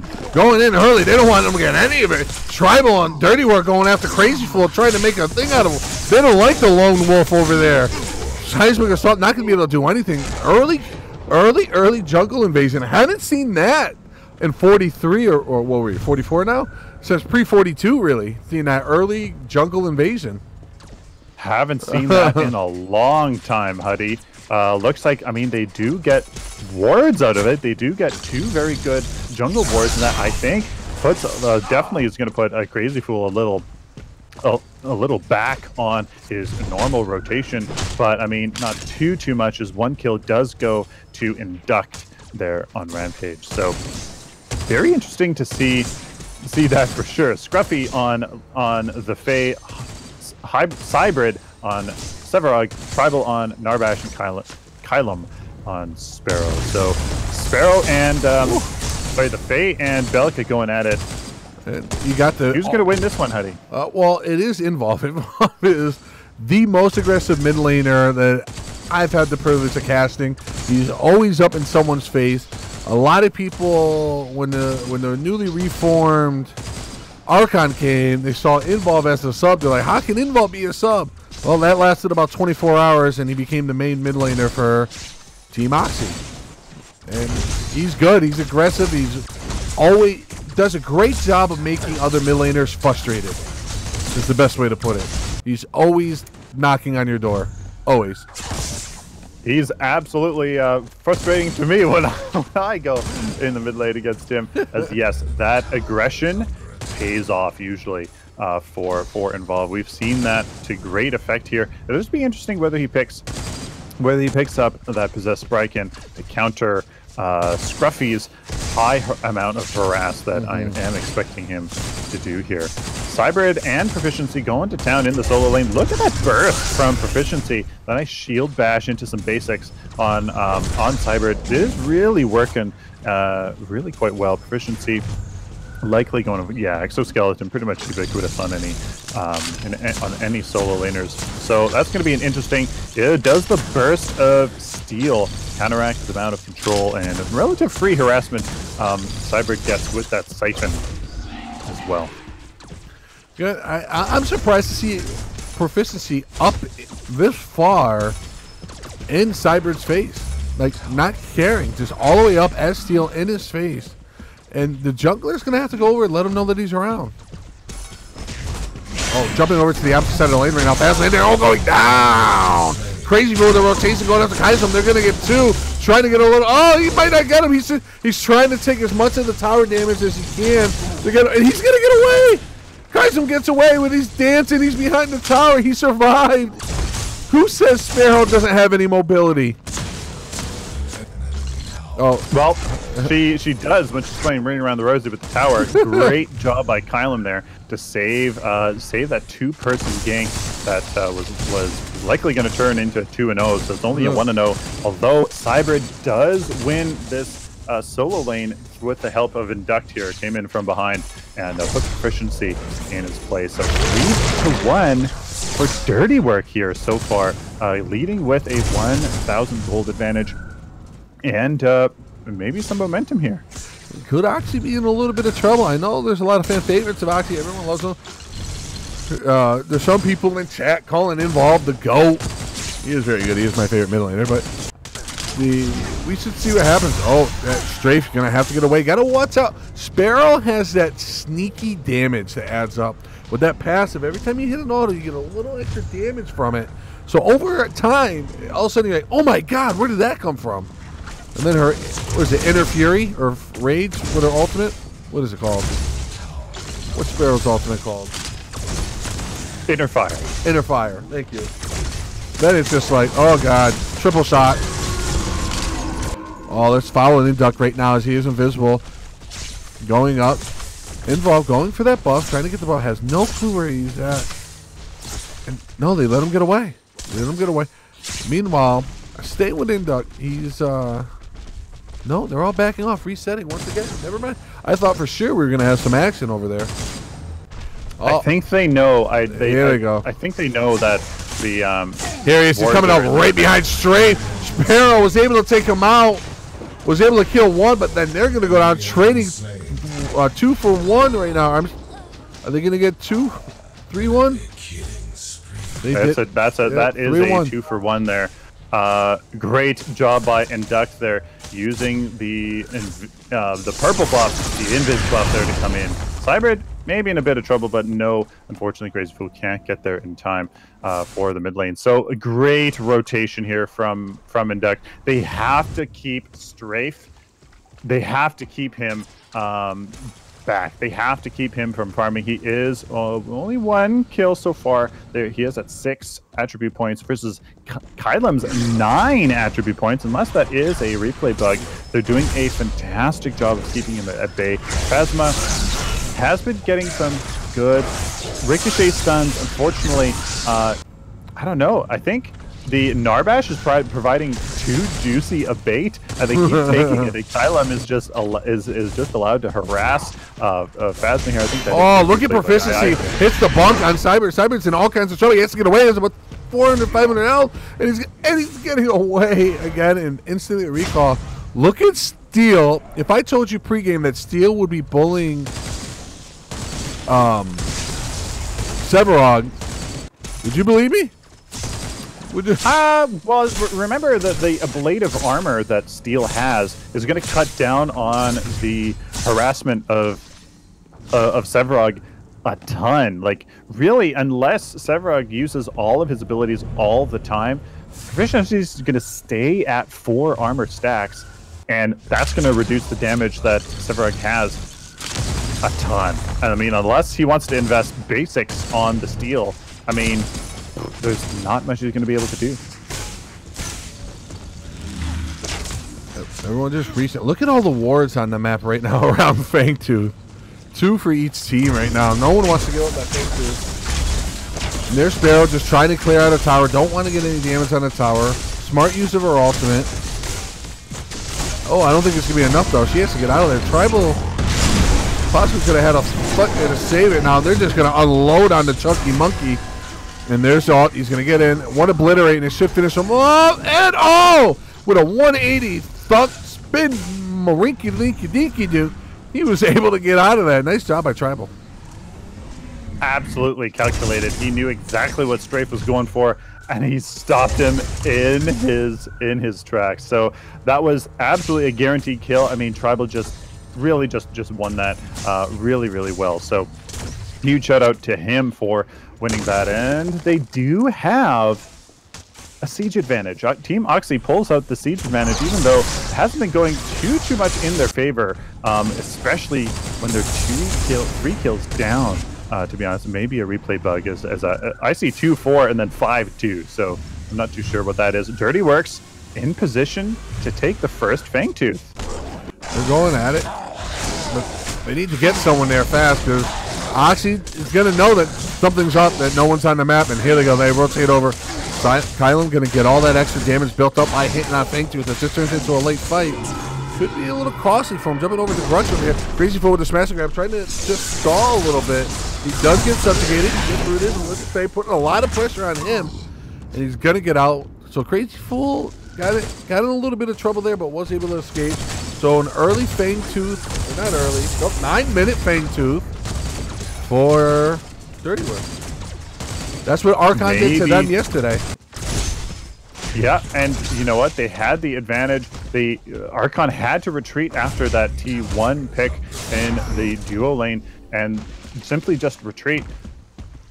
Dirty Work took that opportunity. They know what Team Oxygen's trying to do. They're very calculated in their response, and Dirty Work, well, they can always just map it out, really, and just gotta respond appropriately. Yep. And again, we're casting game 2 of the other side of the bracket right now. Dirty Work versus Team Oxy. Oxy did take game 1. Going into his enraged mode. His Rayman not going to be enough. Involved, comes over, seismic assault into a void bomb. Oh, now he's in trouble. Scruffy going after him. Just wants him Maybe that little bit of that rage is coming in. They're kind of all using his ultimate, but he's down. They're going after Inbound. He's chasing him down. Single start. There we go. There's the ultimate. Well, who's he going after? The Obliterate's going after everybody. No one's dying. This is just weird. What's going on? No one's... Proficiency did a fantastic job there, splitting up the backline. Actually, Proficiency, there it is, confirms the kill on Scruffy. There's a serious replay bug there. So that is a 2-for-1. A kill on Induct and on Scruffy there. They're going prime. Wow, look at this. Only 2 Zetchins, unless it's a replay bug.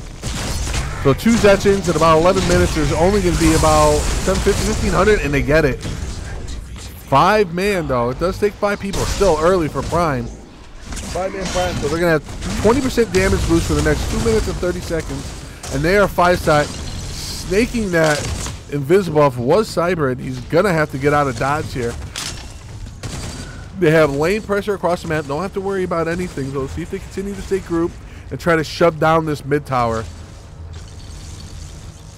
Look at the stealth Cybrid here, looking for a key pick. And it looks like they're going to just get rampaged off the map, not having a chance whatsoever. Smash the ground by Crazy Fool, still all over the top. Gets 1, 2, 3 of them. Then the Septicate comes in, trying to keep Crazy Fool under the tower. Wasn't able to finish him off. Tribal is down. Obliterate going in. A complete team wipe for Oxy. Woo! From an even match to a huge. That was, in football terms, that was a quick touchdown, an interception, a fumble recovery, and then another touchdown. Taking a huge lead, getting mid-tower down, and now they're going to get the tier 2 down, rip jump pad, and in my headphones I just heard Fangtooth come back. They still have a minute 23. Everyone has respawned for Dirty Work, so let's see what they do here with the next minute and a half of Prime. Wow, Huddy. The way that Oxygen can press that advantage and win those engagements.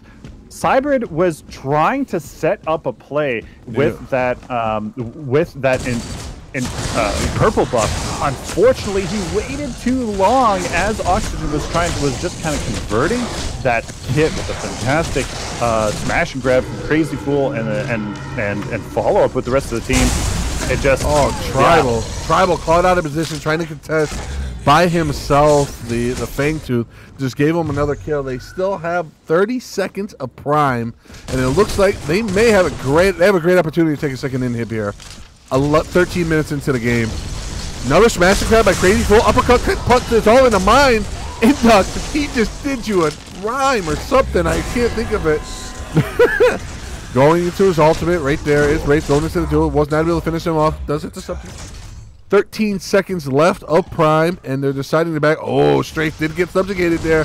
Can they get a Crazy Fool with another on-point smash grab? Kind of going in ulting, but he's by himself. Steel smash, Tribal dead, team wipe once again in favor of Oxy. Holy Toledo, did this match just turn around quickly. Dirty Work tried to punish Oxygen there from pushing up in the inhibitor. Unfortunately, Crazy Fool, we have seen him make the plays all tournament long. That smash and grab, that's probably his 5th smash and grab that has completely changed the entire fight engagement. There was one. You know what? Sorry, go ahead. Nope, it's all you. Proficiency followed that up with a fantastic shield slam. I mean, what a as they jump away in exuberance here after getting all of that advantage, all of that reward for a very small advantage. So I mean, Team Oxy doing absolute work here as Dirty Work they're trying. They are simply trying their best. It's just Oxygen can calculate it. They knew what they could take there in that mid lane. Cybrid stayed in he stayed invis for a little too long and didn't help the rest of his team, as you know, that engagement from Crazy Fool and follow from the rest of the team is just too much for them to deal with, leading to Orb Prime, Fangtooth, and some inhibitors. And putting their back against the wall at this point. I mean, they're in all kinds of trouble. It's going to take one hell of a comeback and one hell of a tournament event to turn this around.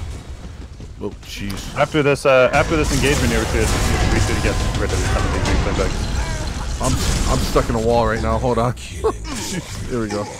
And Tribal just caught out of position again. 2 down. They're pushing up the lane. We might not even have time to do anything. I mean, really, with wards on the map here from Oxy, they knew exactly that they could rotate through the weak jungle here of Dirty Work, and just kind of go to town. Confirm this game here with the mid lane pushed up. No, they can't get enough damage. So Fangtooth is up. I mean, they could go for this. Right lane is kind of neutral there in the middle of the map. Let's get some of these replay bugs out. Okay, 1 second.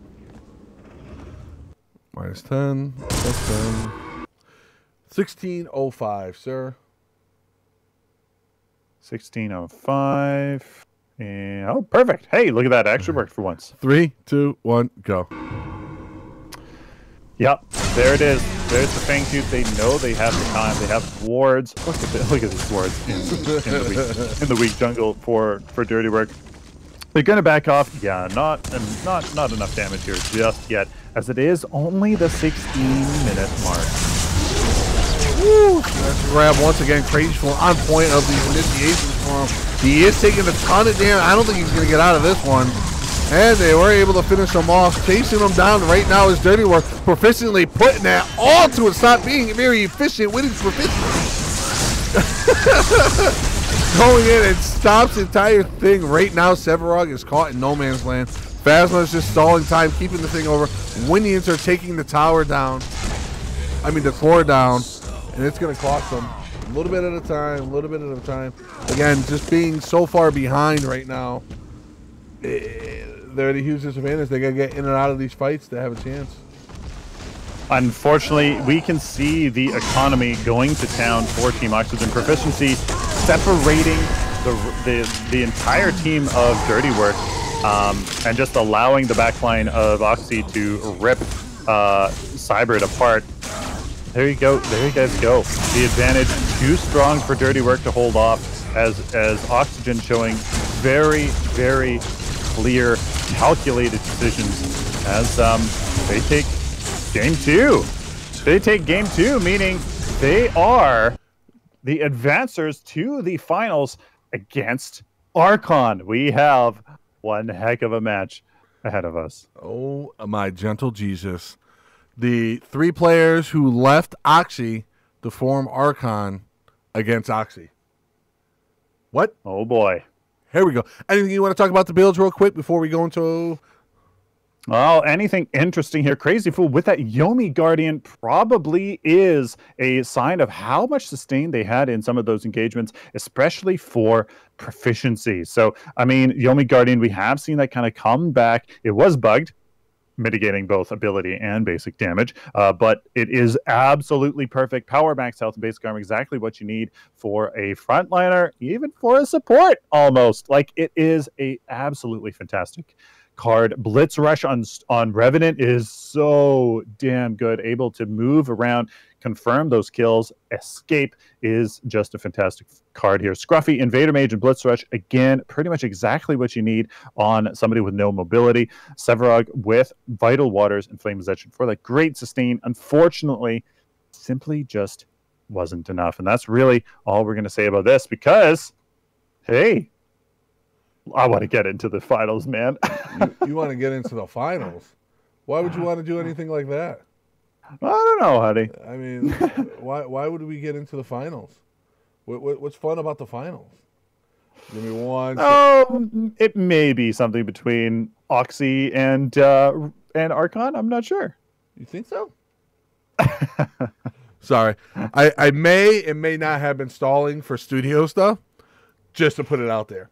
But guys, once again, exclamation point, Matcherino. Let's get that prize pool up. We still have the official prize pool to put in from Power Gaming as well. But we're going to take a 7-minute break, and we're going to be back for Oxy versus Archon. Again, a little bit of drama might happen between these teams because they're all former teammates playing against each other. They're gonna Oh know my things. gentle They're Jesus. gonna have preconceived, ideas of what the others are gonna do. I mean, it's going to be really, really interesting to see these two teams that have their own identities already, but they're gonna go together. About how well are they going to go together? Wow, that's why I'm excited. All right, guys, we'll see you in just a few minutes. Who do you think's going to win, Archon or Oxy? We shall see. I have no idea, Huddy. See you guys in a few.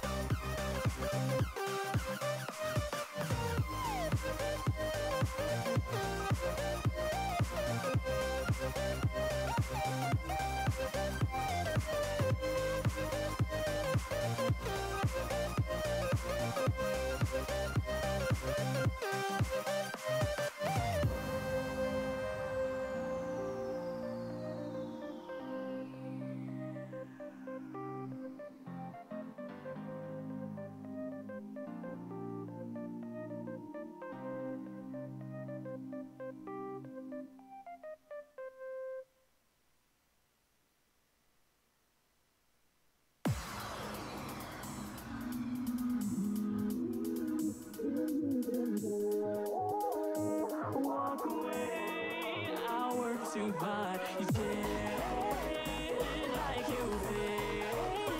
I ain't your friend, so walk away, just walk away.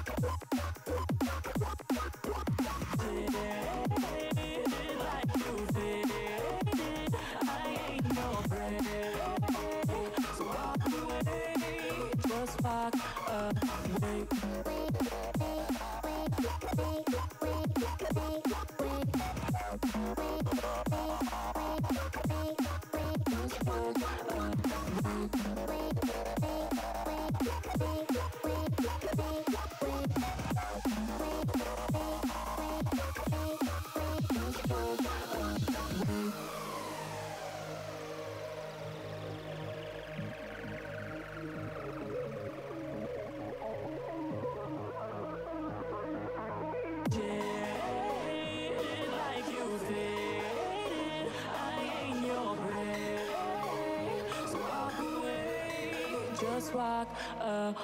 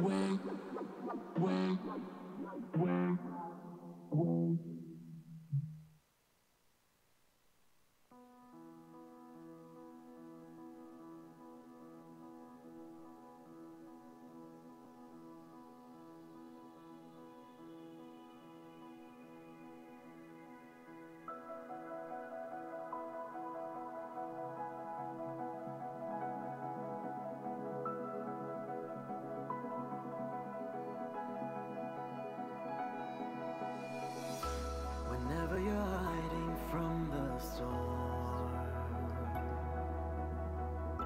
I'll be the light that keeps you warm.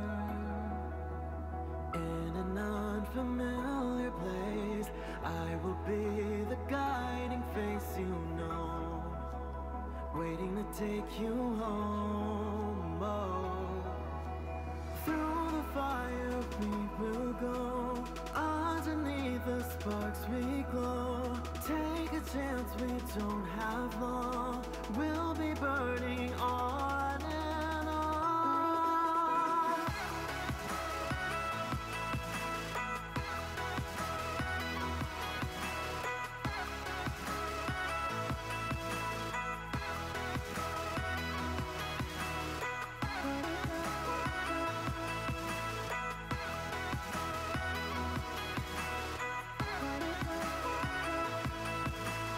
We'll be burning on and on, through every path to the unknown. I'll be the light that leads you home. When the world is tumbling down, I will be the ground that breaks your fall. I'll save you from it all. No. Through the fire we will go, underneath the sparks we glow. Take a chance, we don't have long, we'll be burning on and on.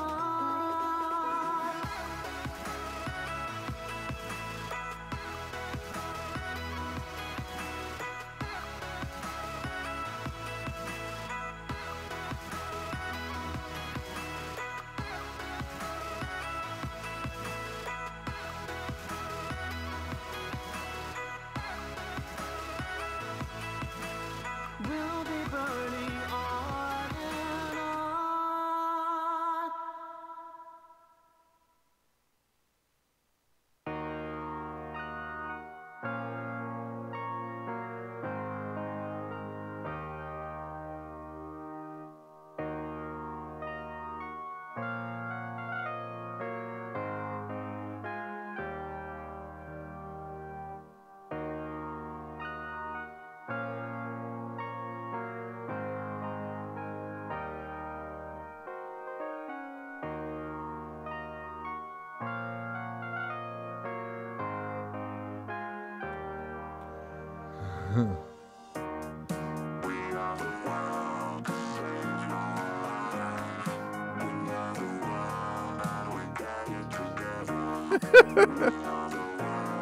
Whoa! Potty mouth. Potty mouth alert.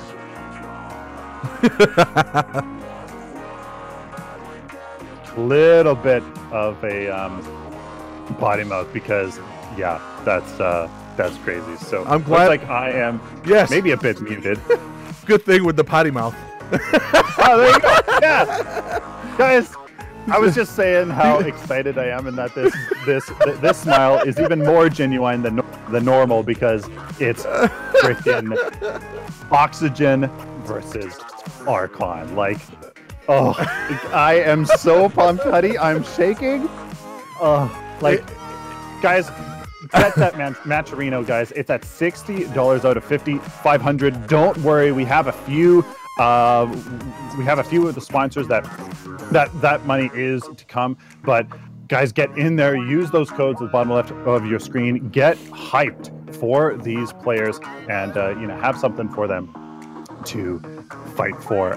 Heidi, I mean, do we just go into the first game, the first draft? Yeah, let's jump into the draft. All right, here we go. Draft screen. 3, 2, 1, and it's yours, my man. Oh boy, how does Team Oxygen, this highly calculated, at least from what I've seen so far, team fight against a team like Archon that, at least in my opinion, has seemed just this ruthless machine, unrelenting in its just advantage forcing, advantage taking, and getting value out of anything that they do. And you know what? Wraith and Muriel are fantastic heroes in both of these. Muriel can mitigate a lot of the follow-up, a lot of the control that exists in in Paragon at the moment, and what these teams can provide. So that does make a lot of sense to ban that out from Team Oxy. A lot of things are going to stick and not be mitigated. Archon, they're taking time. Look at this extra time. All of their extra time is going to be gone here on a ban. Maybe they are thinking of trying to set Wraith. No, so they do ban Wraith. Very interesting. Maybe they were trying to let it go, but maybe they could have made it work. Go up against Wraith. I'm not sure. Team Oxy takes out the Revenant from the match. And you know what? That's a very, very smart choice. Imsko has proven himself incredibly strong on Revenant, and they're going to take that away from him. Have we seen Imsko play anything else, Huddy? No, not yet. I don't think we have. No, he's hasn't needed to. This may be the first game where we see Imsko not play Revenant, and that may be off-putting. We don't know, but Archon does secure the Grux and Rampage, the two strongest frontliners, in my opinion, next to Kwong, who is obviously another fantastic hero. Archon, that is a very strong pick. Team Oxy going with Sevarog, another next strongest hero here. A lot of control and follow-up, especially if Archon doesn't let them. That dash forward can go through heroes. The big body of Rampage and Grux could definitely work quite well. They also pick up the Fae, so there is the mid lane gone from Arsenic on Archon, who, while he has shown very good, he's been very comfortable on Morgesh, does take the Fae away from him. I mean, really, we probably will see. What is this, Huddy? Grux, Rampage, and Kwong coming out for Archon. Is this a Rampage support again? Uh-oh. It worked last time, but Oxy's another level of teams, right? I mean, Dirty Work is good, but Oxy's next level. We'll see. And Morgus comes out for the poke on the Fae. Once again, they've been going back and forth for the entire tournament so far. Let's see how Oxy responds.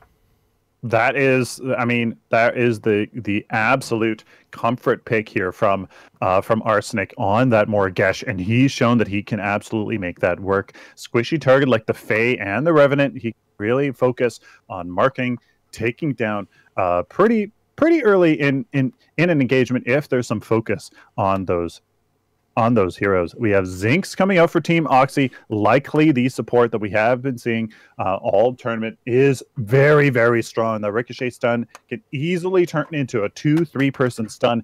Much, much stronger than a lot of other supports. You can only really do 1 person stun. Besides maybe Narbash ultimate. And there's the Grim.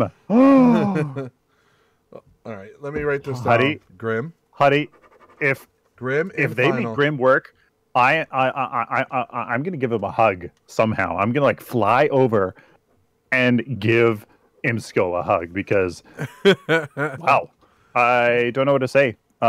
You know, the Grim, he is technically a hyper carry, and I think a lot of people forget that. He deals tremendous damage on top of all the utilities. So if that beefy front line of Grux, Rampage, and Kwong can simply keep Grim safe, he's going to be nuts. Absolutely nuts. Guaranteed, hands down. All right, guys, we're going to get a quick straw poll up. All right? We're going to get a quick straw poll up. I want to know who you guys are picking to win this match. I want to know who you think is going to take it. We'll get that straw poll up and let us know. Let us know what you think. I feel, looking at the teams, looking at the comps right now, that I feel the draft, and you may disagree with me, or you may agree with me, I feel that the draft definitely and full-handedly goes to Oxy. I think Oxy got the draft. Really? I like the draft. I like the Fae. I like the I like Revenant. I was going to say Phasma. Zinx. I love that draft. I love it. All right. All right. I just gotta switch. My guts going the other way, Huddy, but let's just get into this. Give me 1 second. Just got to update Team Oxygen where the teams are because it flip-flopped.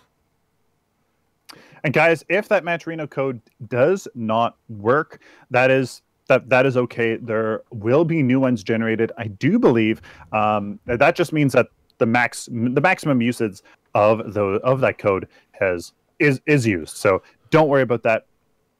New codes should be generated unless we've gone through them all, which is fantastic. So go ahead and support the. Yeah. All right, I'm at 7 seconds. All right. 3, 2, 1, and we are live. There we go, ladies and gentlemen. Welcome to the first game of the grand finals here between Archon on the left and Team Oxygen on the right. Arsenic as Moragesh, J. Leo as Rampage, Reflect as Kwong, Meds as Grux, Imsco on Grim.exe. Proficiency on Steel, Phasma on Zinx, Strafe on Revenant, Involve on the Fae, and Crazy Fool on Rampage. I am so excited, Huddy. This is going to be amazing as we have the Fae and Moragesh matchup here in the mid lane. The battle of the ages as Zetchin's finest comes and battles in the mid lane. The early poke advantage for Fae, for the mid to late game advantage for Zinx. Zinx. Morgan. Wow. Whoops. I'm looking at Zinx on my map. Trying to multitask. Doesn't always work as well. And again, we see Phasma rotating over, getting that deep ward in, and the Rampage support from J. Leo. Let's see how that. It's interesting, right? I mean, he made it work before. He made it work convincingly. I mean, it's just that regen doesn't work while not in the jungle. Phasma has two-person stun if that ricochet stun does indeed ricochet. But, you know, I mean, J-Leo is much more tanky and has arguably more burst than Phasma does. So it's a really unique combo for Archon. Imsco will be able to mitigate that shield with the deflector shield. So, I mean, it's a really interesting dynamic that I'm really look at this invade in the jungle right now. Look at this. They know he's there. Meds is just waiting. They have everyone going after it. Green buff acting like it's a fang tooth. They're just not letting him get it. He tried to steal it with a rock. It didn't happen. I did not see who secured it. Who got it? It might have been Phasma that got it. But they are all in over here. Look at this. Subjugate on Meds just to try to get a little breathing. I'm still hitting him. Poke, poke, poke, poke, poke, poke. Interesting. Everyone went into the jungle for that green buff just to try to disrupt Meds. I think they know exactly what Meds is doing. They've been watching what he's been doing in previous matches, and he has been starting in his weak side jungle, keeping that green buff for a later gank around that 3-minute mark, which is right now. So absolutely calculated play here from Team Oxygen. Exactly what I've been saying all along. They seemingly are calculated. They know exactly kind of what they're trying to do.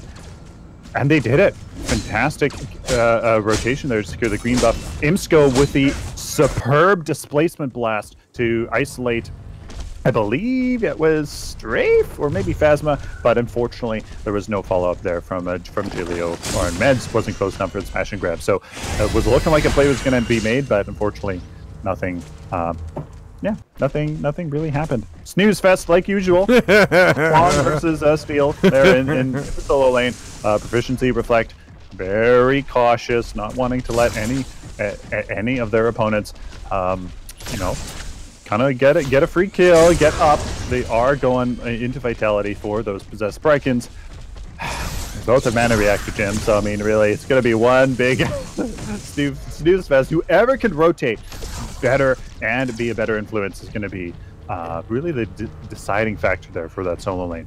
I don't know if you just caught that, but Phasma was moving up on Imsco, trying to get a little damage on him. He bumped up his shield and negated those kitty claws, making Phasma just waste mana, and Grim getting some mana. Nicely done. Well done. That's what I love Grim. He has a really compelling kit. It's just he's just a gigantic hero model, and his aiming is a bit weird, especially when you're trying to aim really close to you. So he's just an odd carry, but he's very, very compelling. And even just his design, I feel, is compelling as well. It's different than anyone else, and I like about it. You know what I mean? I can't remember playing another. Oh, Phasma, I'll cast trouble right now. Trying to get away with about 400. J-Lo going in. As Redman and backs off Strafe, was able to come back and save his support, ironically. Amsco missed 3 of his basics there. That probably would have been Phasma's demise as he overextended just a wee bit. It's not like Strafe was there for to follow up either, so a little bit of a miscalculation there. Amsco, I mean, that slow.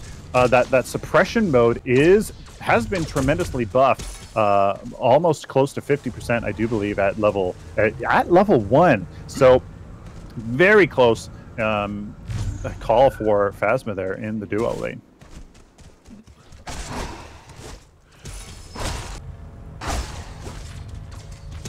Looks like Morgan could be in a little bit of trouble here, using her. Gets out of it, no problem whatsoever.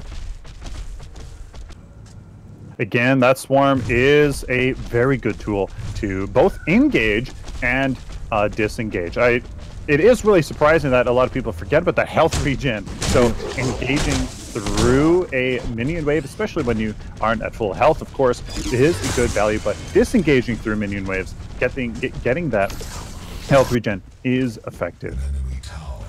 Reflect backing off right now, just letting it go. The snooze fest continues. We have 1, 2, 3, 4 of Oxy all grouped up around Fangtooth at the 6.5-minute mark.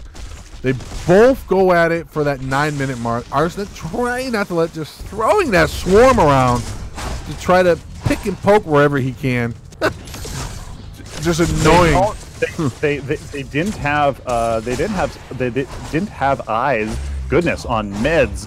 I don't know why that was choking me up there. So they may be thinking about some ganks, but I mean, Oxy has good ward placement. One by the mid lane and one by the duo lane. Maybe they were thinking there was some early Fangtooth shenanigans, but didn't really turn out. Both teams feel hesitant. They're kind of feeling each other out. I mean, nobody really wants to commit to anything crazy. It is a replay bug on Phasma, so no, he is indeed not at low health as I thought. It is a gank though on proficiency. He could be in a little bit of trouble and gets away just fine. They backed off. You're right. It's almost like these two teams know each other. It could be because half the roster for each team was on the other team before they merged. I think they know. They're both trying to calculate against each other. Like, you know, Archon has just been doing their thing all along this whole tournament, and now that they're up against Oxygen, but they have this previous knowledge that they're trying to use, and both teams are just it's really compelling. I feel like there's a lot of stuff going on. Yeah, especially if we were in both teams' voice chat. Phasma going on at it right now, trying to get Jay Leo down. He's using the ultimate, going after a rampage, chasing him under the tower. Is he going to get it with the obliterate? And he does secure the kill. The bounty is confirmed. Strafe is now starting to back out. Beds coming in. Oh, look at Phasma hitting him in the stuns, making him roar for absolutely nothing. Crazy Fool a little late in this rotation. He's sitting in there as Sephiroth, and they backed off. Nice job. Not often you see a carry chasing down a rampage. Yeah, and exactly there, Huddy, was the advantage of the ricochet stun on Zinx. It was a 2-person stun instead of just the one from Rampage, and that led to the momentum of that kill for Strafe. So Strafe does have that one kill so far in his reckoning. So, I mean, he is at 9,300 gold versus Imsko's 8,800. So 56 farm for Imsko, 54 for Strafe. They are still very close to each other. Very surprising that Ultimate didn't end up do much. Did he actually end up making that kill inside of his Ultimate, Huddy? Yes, he did get the bounty. He got the kill. Did. Or it might have ended maybe like the last obliterate, but he was not being targeted by the tower until he turned around and ran away. So I think he got it. Looks like, do we have Possessed Brikens here for both solo laners? Yes, it is. Possessed Briken, Flame Possession, and Proficiency going on Reflect. Oh, a little bit of a miscue right there. Crazy Fool and Proficiency hit him with the same thing. I don't think Reflex is going to be around. Oh, I spoke a little too soon. He used the Sword of Heaven to get away. He was able to get out of it, but a little bit of a mistime. Proficiency jumped on, hit him with his Shield Slam, excuse me, and then Crazy Fool hit the subjugate at the same time. If they timed it a little bit, they could have got an extra 1.5 seconds of CC with Reflect not being able to do anything, and saved Reflect's life. Both teams performing very well in these counter ganks or ganks. Proficiency with the bonk, but keep meds as they rotate over. So now the duo lane here from Team Oxy does have Archon on the ropes, but look at these tower damage. It's almost non-existent. For these dual lanes. We've seen the dual lane domination in every other game except this one. The rotations, the pressure is on point. The biggest discrepancy is actually in the solo lane, where Proficiency seemingly has been winning just a wee little bit as the T1 towers are down. It is that crucial moment, Huddy. It's around this 11-minute mark where any advantage can snowball to a very, very quick Fangtooth and tower. So is this the play that's going to happen? Involved could be in a little bit of trouble. He's trying to get away here. Phasma comes in with the stuff. Oh, nice use of Phase ultimate, but Phasma gets blasted, grabbed in, and he doesn't get the kill. Nice job. Nice job by Oxy. It looked like he was done, but Oxy was able to turn it around and initiate it. And they're going right after the Fangtooth. We're at 11.5 minutes. No Fangtooths have been taken down. Both these teams usually get it at the 9 to 10 minute mark, and it looks like Oxy's going to get the first Fangtooth. Just like I said, Huddy, looking for that advantage around this time. They get it. Fangtooth, just like that. Team Oxygen with superb vision control around Fangtooth. One to the south, north, and west of Fangtooth, even though Archon actually has a ward right under Fangtooth, but it didn't seem to matter. They got the advantage. I mean, nothing Archon could do. They knew they were at a advantage. They couldn't really contest. They take the loss, just continue back at farming. And now, interestingly, Oxygen is up in farm. Look at this, about a 20% increase in farm here for Oxygen. And the gold is only actually 3K. Hold on one second. They're saying Jay Leo stole that Fangtooth. The chat is saying Really? Jay Leo stole that. Did he hit it with a rock? Did he throw that with a rock? Are you serious? That's what they're saying in chat. They stole it with a rock. Unbelievable. Let me fix my notepad. Jay Leo with the rock of the ages. Kobe. Unreal. Wow. Nice. I did not catch that. Thank you, chat. Appreciate that. And actually, that's true. They did actually message us. Yeah. Our apologies. He did actually end up stealing that, guys. Well done on Jay Leo's part. Right now, Strafe could be in a little bit of trouble. There goes the uppercut and the smash grab. Strafe not getting out of. Jay Leo waited to throw that rock.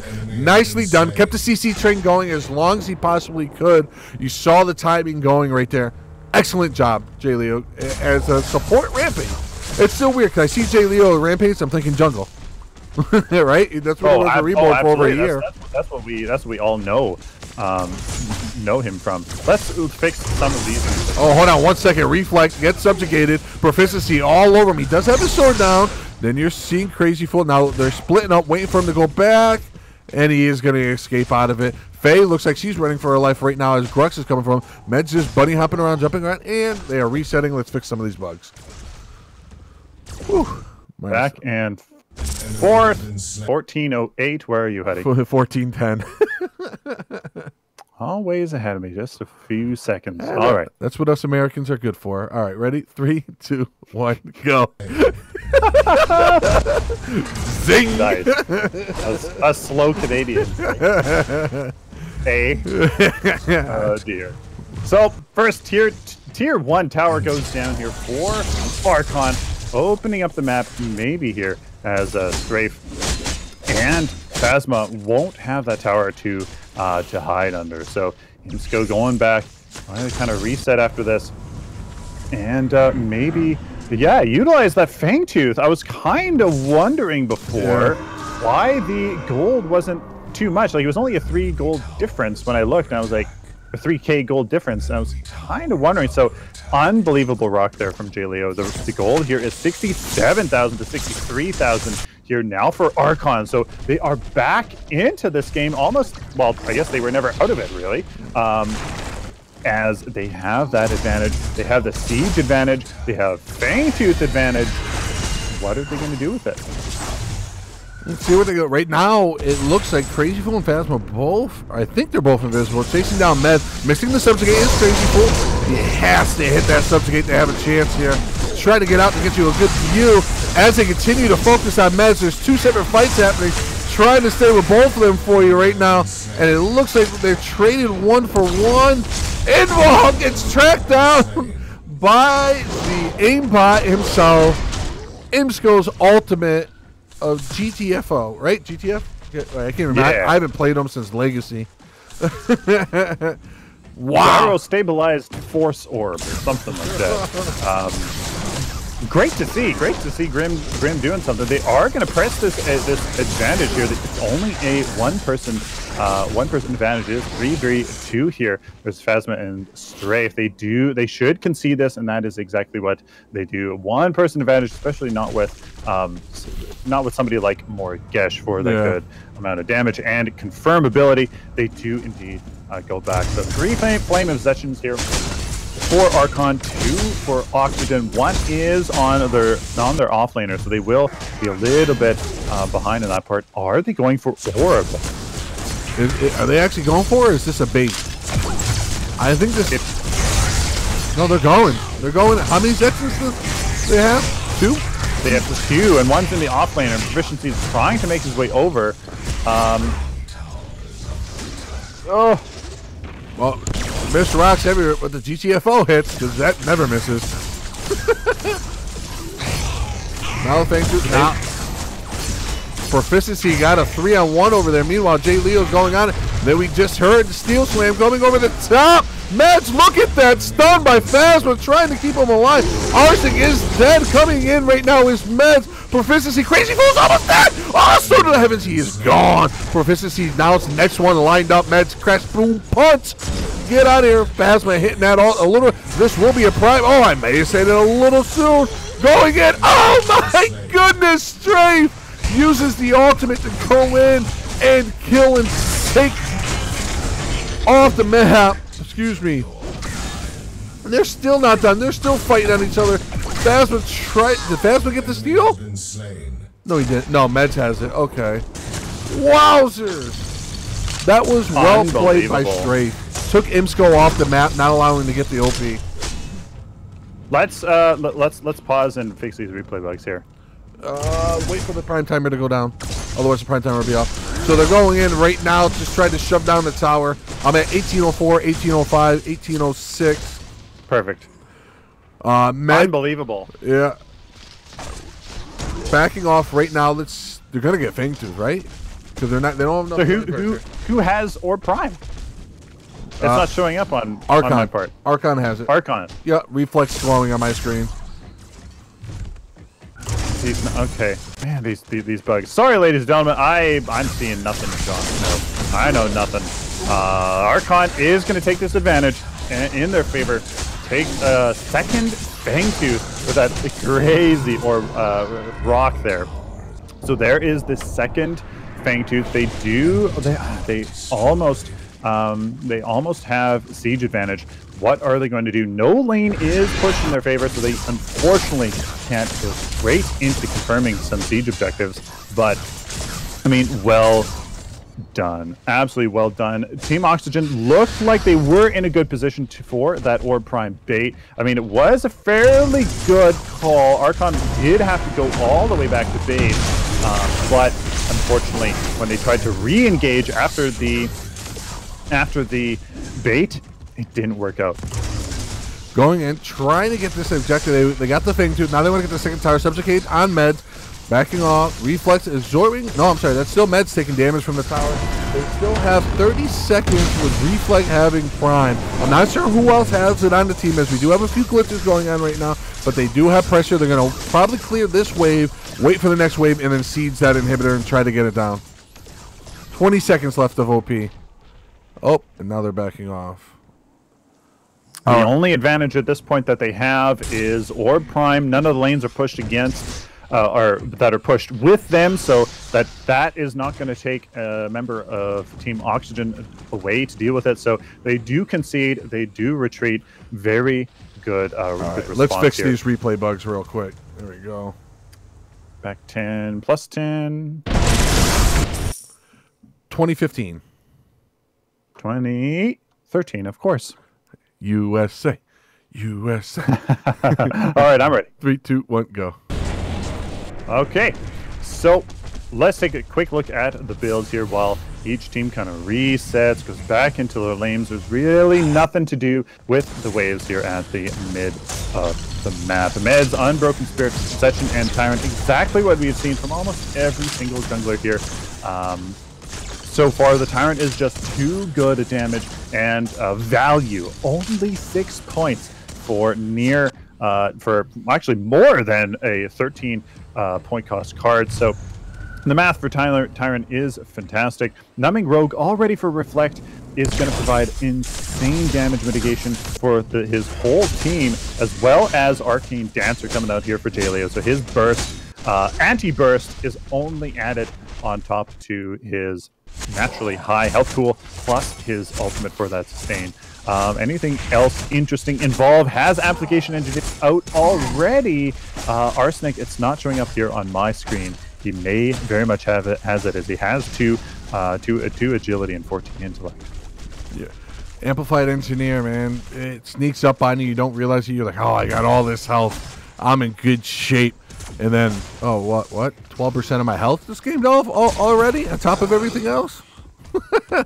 No bueno. Just a lot of percentage. We saw a lot of the EU teams originally start using those percentage cards rather than stack points. I think Twice was the one that mastered it for a while, and a lot of the NA teams started following suit, and rightfully so. Sylphin, math always wins, right? Sometimes.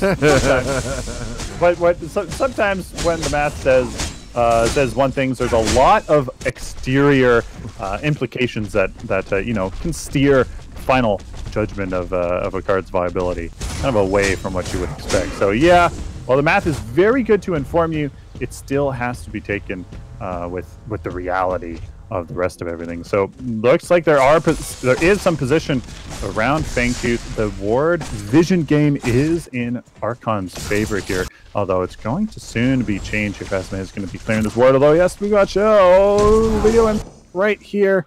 Yeah, no rock to confirm that kill. So both teams playing it very safe. Archon does have the tier 2 down where our Team Oxygen does not. So Archon is in the spot at only a 4k gold difference here, nearly. So gotta be very careful. close game for all the back and forth that's going on. This next Fangtooth, Oxy has to be careful. They can't let Archon get this next Fangtooth. That's where you get the extra 8 bonus damage to non-heroes. So it's almost like a mini Prime, right? Because you get all that extra damage and it stays on forever. So that extra 8 damage for non-hero damage will help siege towers and Prime that much faster. And they're going to get it uncontested. They're going to get it, Huddy. This is the third, correct? Correct. For Archon, giving them an additional 16 power, 4, 4, and 8. That's gonna be, that adds into your abilities, adds into your basics, and with the advantage already in Archon's favor, just a wee bit in the gold department. They are prized to make a play here, get another Orb Prime here very, very soon, as it's going to spawn in the next minute or so. Who's going to be out of position, Huddy? Who's going to be the one to set this end game in motion? I don't know. Do we have the results of the straw poll and who people thought were going to win game 1? Be interesting to see. I know we're going to get another vote up on Twitter in a second, but just as I say that, Crazy Fool coming in a little trouble. Meds is here, leads with the uppercut, knocks him out, crashes, smashing around, pulling him in. Then Sword of the Heavens is coming in once again, and he is killed, I guess. Swinging over to the other side of the map, he knocked Jaleo around like a Babe Ruth, pointing to right field. And there's the pick that they possibly needed. Oh, and there it was, Huddy. But they're not going in. They're posturing, going back and forth. I'm going to stay right over Prime here to see if anything actually comes down for it. Reflect looking to lead in, throws the sword, misses it. Involved does take a rock to the face from his old buddy, his old pal, Batman of the Robin combo. Throws it in. Ooh, nice little combo there on Reflect. No one's going after it. They're just backing up, posturing once again. Just letting them go a little bit. It's like they're not, they respect each other too much to just go after it, right? Like they know both teams are that good that they're not just going to go in. Now Meds is going in on it and starting it. They wasted enough time. We're 25 minutes in. Then, like someone said in chat, 25-plus minute game. It's like OG Paragon again. And that was a fast Prime. Holy crap. Yep. Huddy, I mean, I don't blame Archon at all for being hesitant there. They have the Steel initiation. They have the Fey initiation and or follow-up with the Zinx Ricochet stun. They have monstrous team fight potential. So does Archon, but they had to be careful, and they were. It paid off. They have Prime for the second time in this game. What are they going to do with it? And they have the third Fangtooth, so they got that extra 8 damage also on top of it. Crazy will going in, goes on Jaleo, subjugates, knocks him into it. They want to get him off the map. Now the big frontliner is gone off the map. Trying to back off right now is Grux. And he's chasing around. Meds and Proficiency just eyeing each other. Nice pick there by Oxy. Alleviate some of that pressure. Now you can regroup, and you have a 5-on-4 trying to even out the Prime buff with damage.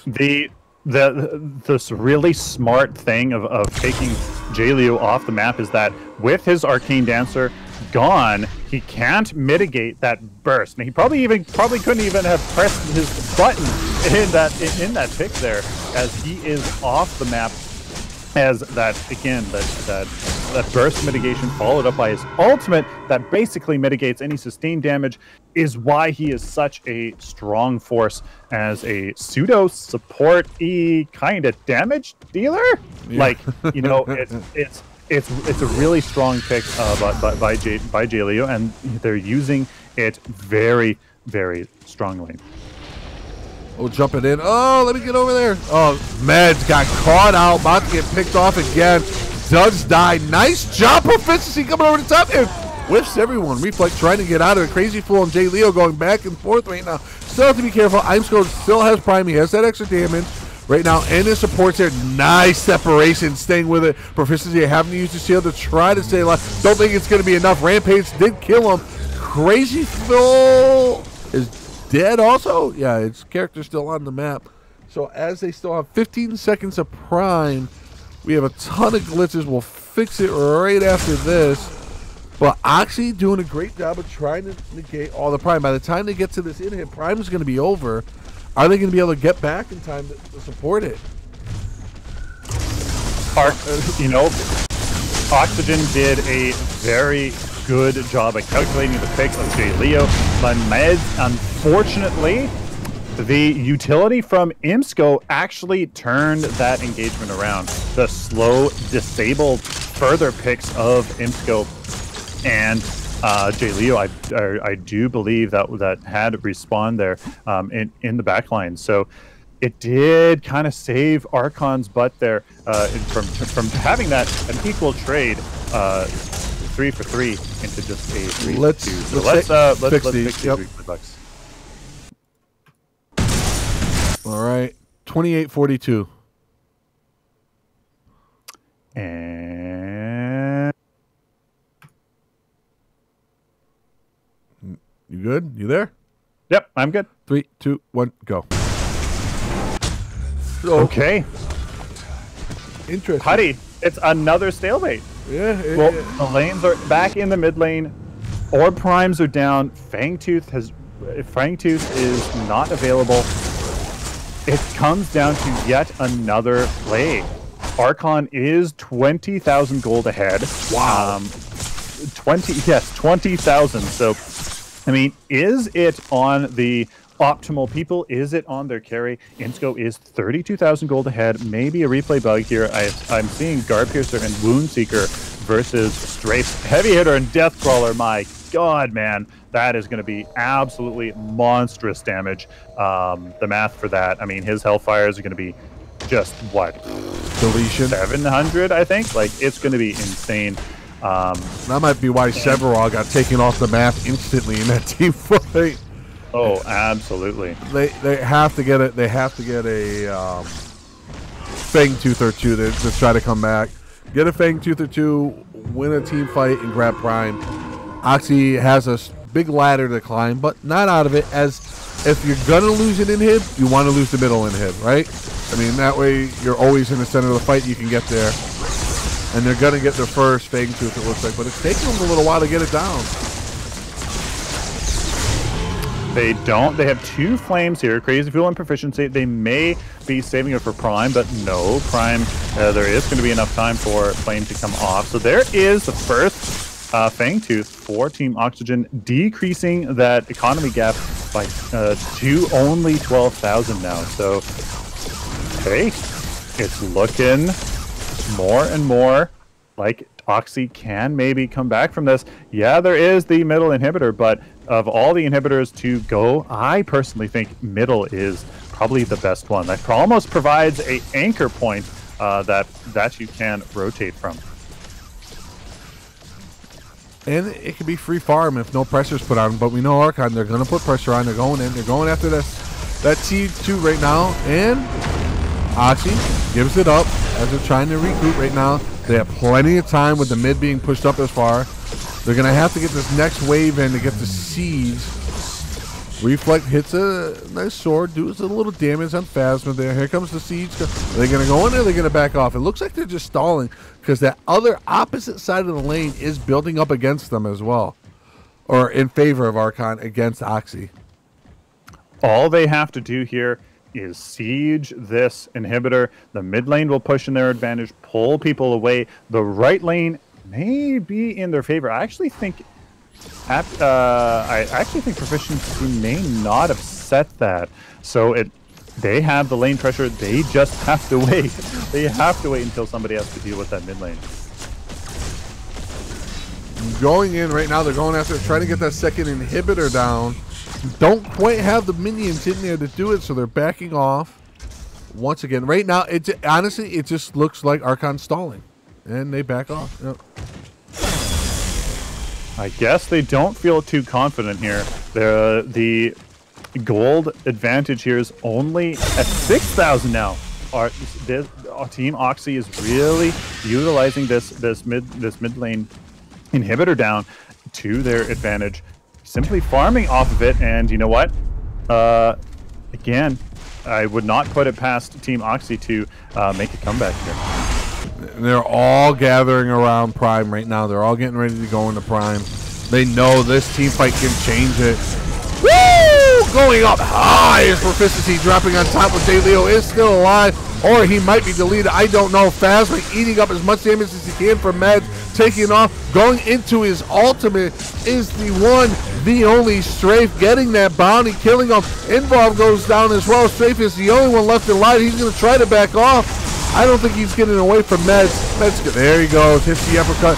Boom. Team wipe in favor of Archon. Those 4-0 in favor of Fangtooth is the difference in that big team fight right there.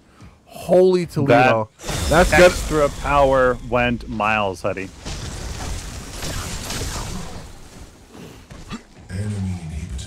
I don't know what to say. I mean, that Fangtooth advantage, the engagement from Proficiency wasn't too great. That shield slam unfortunately hit the tankiest members of Archon who could just absorb that damage. So the backline, Insco, Arsenic was left unaffected, and there really wasn't, much Oxy could do after that. Oh, and just like that, Paragon crashed, so I can't look at the builds. So you can talk. That's all right. Yeah, we're going to take a look here. Arcane Dancer coming out for Jaleo. Again, another great way for him to mitigate burst and let his ultimate deal with the sustained damage. Numbing Rogue from Meds, Numbing Rogue from Reflect as well as having super mitigation. Yeah, those auras don't stack, but you know what? The Amplification Engineer and Plague Lord coming out from Arsenic is going to deal tremendously with the sustain of Unbroken Spirit from Crazy Fool and the rest of and especially Zinx's ultimate. We can't forget Dirty Healing is affected by that Plague Lord Malik. So Amplification Engineer from Involve would absolutely do very well against Reflect, Jaleo, and Meds, 3 super tanky heroes in the front line. And you know what? Just going to be really great. So that was a fantastic first game. Absolutely fantastic first game. Archon was able to get the advantages and push them as much as they could against against a team like Team Oxygen, and keep that advantage. Those Fangtooth really helped them, especially in that last engagement. There you guys go. First game of the grand finals here. Paragon, Major League 11. That's insane. It was a very close game. It was 35 minutes, too, in the Pro Division. Very satisfying. 35 Absolutely. minutes. Very satisfying. Very well done. And it came down to 4-1. Fangtooth was the big difference. And it just trickled, and it was just too much for Oxy to come back from. Well, we're going to take a 7-minute break. We will be right back with Game 2 of the finals from the new Archon, which is a hybrid of Oxy, the old Oxy, and Reborn, versus Oxy 2.0. We will see what they have. We will see you guys in just a few minutes. Let us know what you think. Jump on Twitter. Let us know. Give us a follow. Let us know what you guys are thinking, who's going to take the next game. But we'll see you in just a few. Ciao.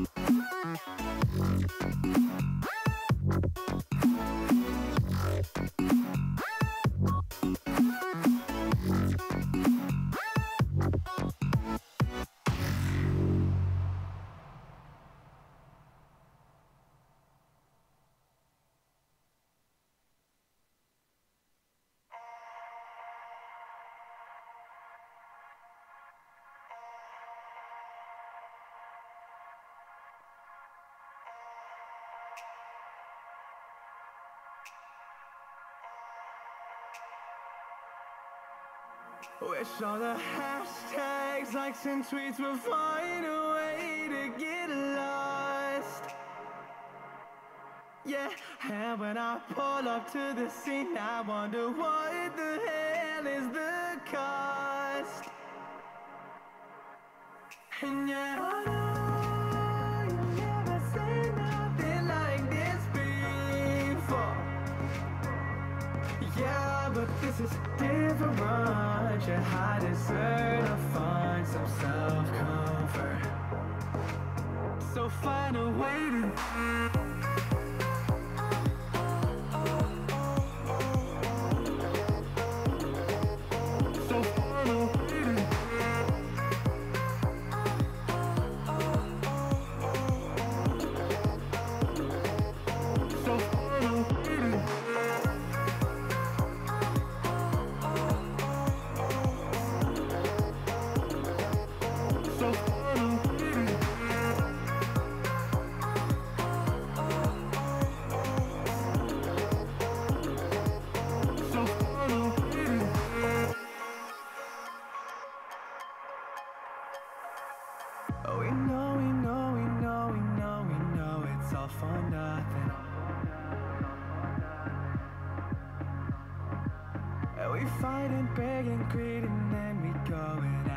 something,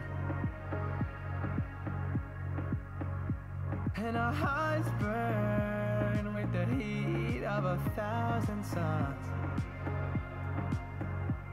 Yeah, and we cry out loud 'cause we just want attention.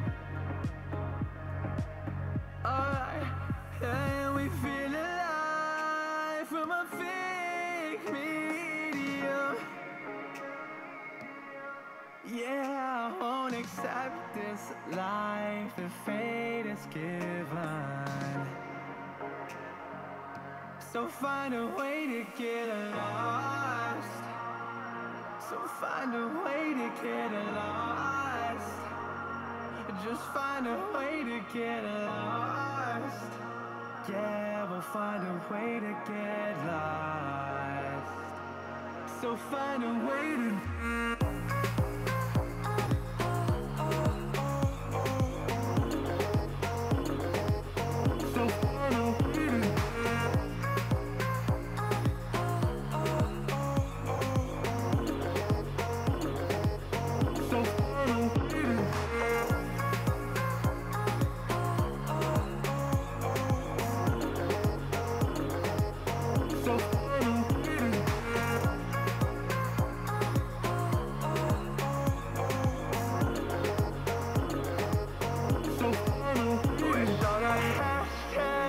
and tweets will find a way to get lost.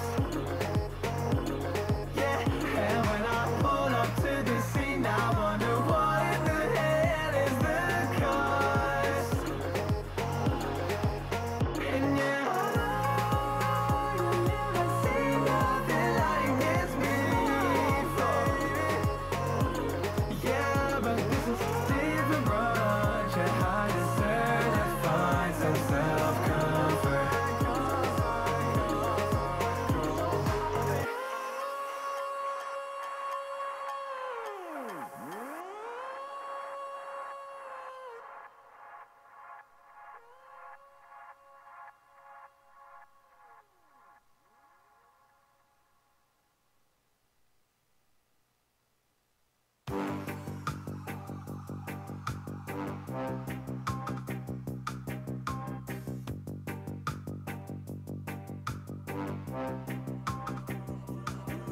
We not afraid of no robber, we not afraid of no thief. And the informer boy, we afraid no brownie fear. Got money, run, gun, no police. Go pass a bad boy, nip on the street. Back up, we there with the RTC. And try to play drug, we kick out the white teeth. Cause we sweet, we no outfit read. We tie him up and wrap him like him on my bed sheet. Blow! Coffee rip it up with ragga twits. Blow! Coffee rip it up with ragga twits. Blow! Coffee rip it up with ragga twits. Informer boy, we afraid no brown leaf.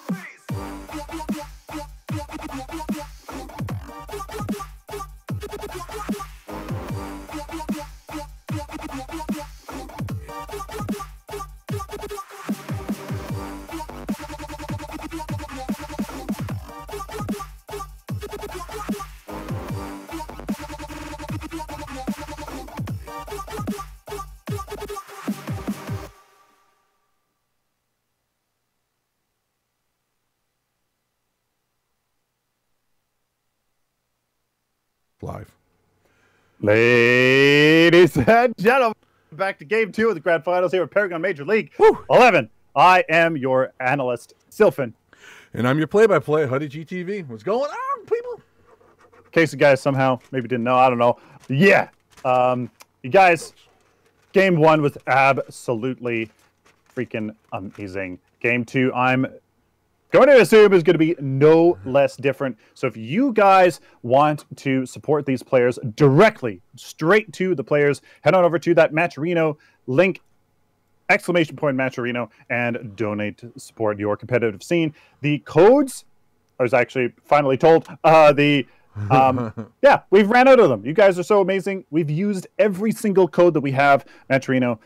Yeah, we just need to get more for next time. So amazingly done, you guys. We're at $100. The sponsors have yet to put that money in, so don't worry about that. You guys show them love, and it'll go straight to, one of these teams. Who knows? Make sure you guys take a minute to go to our Twitter and vote on what matchup you want casted on Thursday night. It's could be a replay. Oxy and Archon are set to play in PFN Pro Division Thursday night at 9 p.m. Eastern Standard Time, where the prize pool was $500 last season. It could be $500 as well.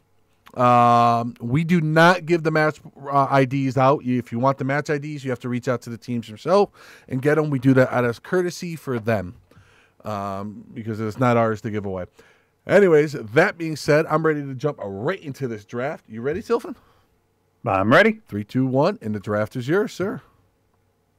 Well, guys, by this point, I mean, I'll bet you 0 cents because I know exactly what the bands are going to be. Muriel and Rafe, look at bada bing, bada boom. I mean, really, everybody knows. Simply overtuned, overpowered, at least in this scenario where follow-up and control is so powerful. Look at these strong picks. Team Oxygen coming out right off the gate with Grux, Archon with Severug and Revenant. They are the heroes to pick. I mean, this is going very, very quickly. Each team seemingly knowing what they want to do. Grux, Kwang, and Zinx.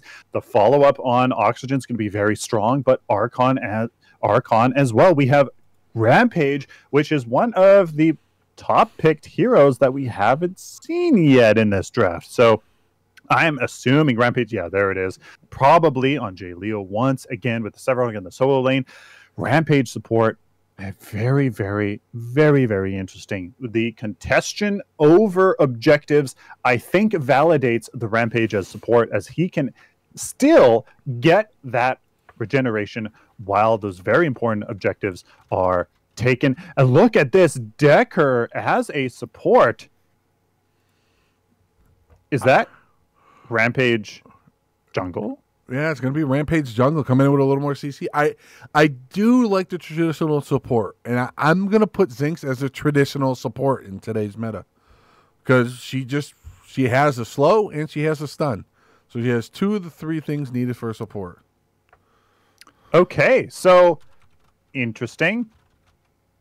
It's weird because Rampage in the jungle is odd. Like, we've almost seen him more as a support in this tournament. No, we haven't. But there's a Murdoch. We haven't seen Murdoch in a few in quite a few games. So there is Murdoch. He was almost 100% pick ban rate for quite some time during this tournament, and we're seeing him back again. So the Grux, Kwang, Zinx, Murdoch, a lot of follow-up here for the Murdoch. I mean, the Grux, Smash, Grab, Crush,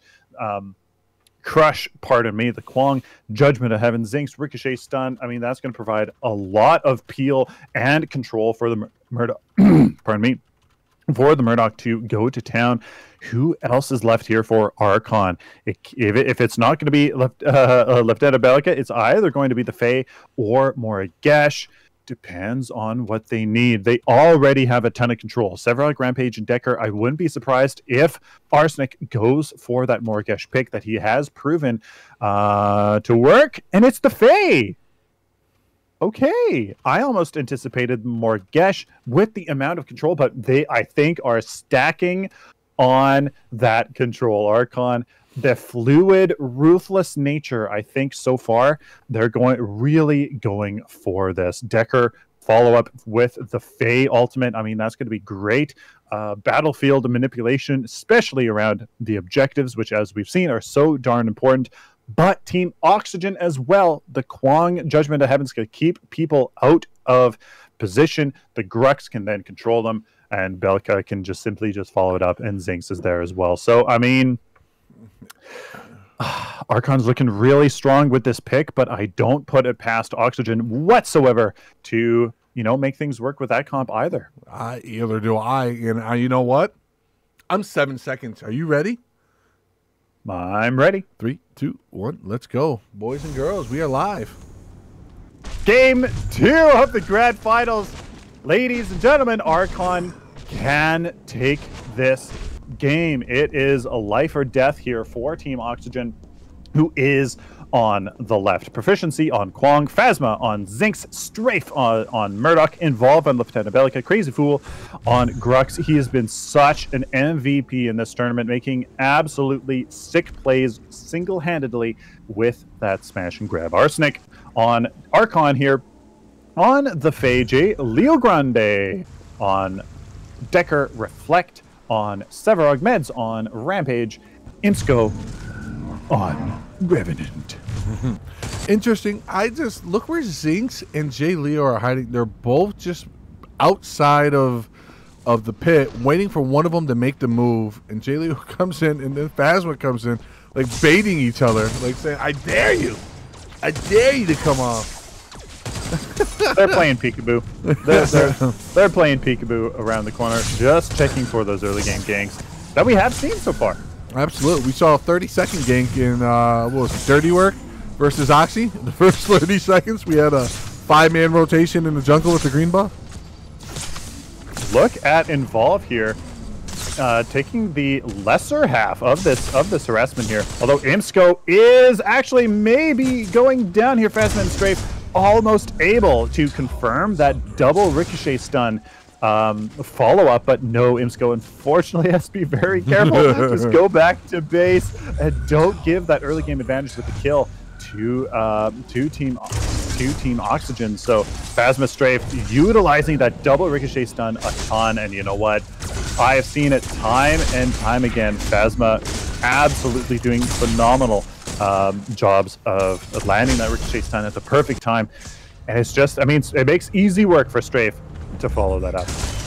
And look at, they're already getting tower pressure. Strafe and Phasma getting tower pressure, dinking that tower already. It is under 5 minutes, or is it 6 minutes, when the tower has the extra armor, putting it in. With that being said, we're going to get a quick straw poll up. Who do you think won the draft?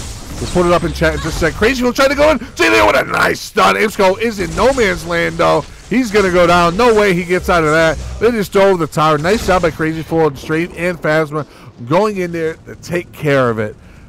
Take care of business every day. I was going to sing, but I have a stuffy nose, so I can't do it.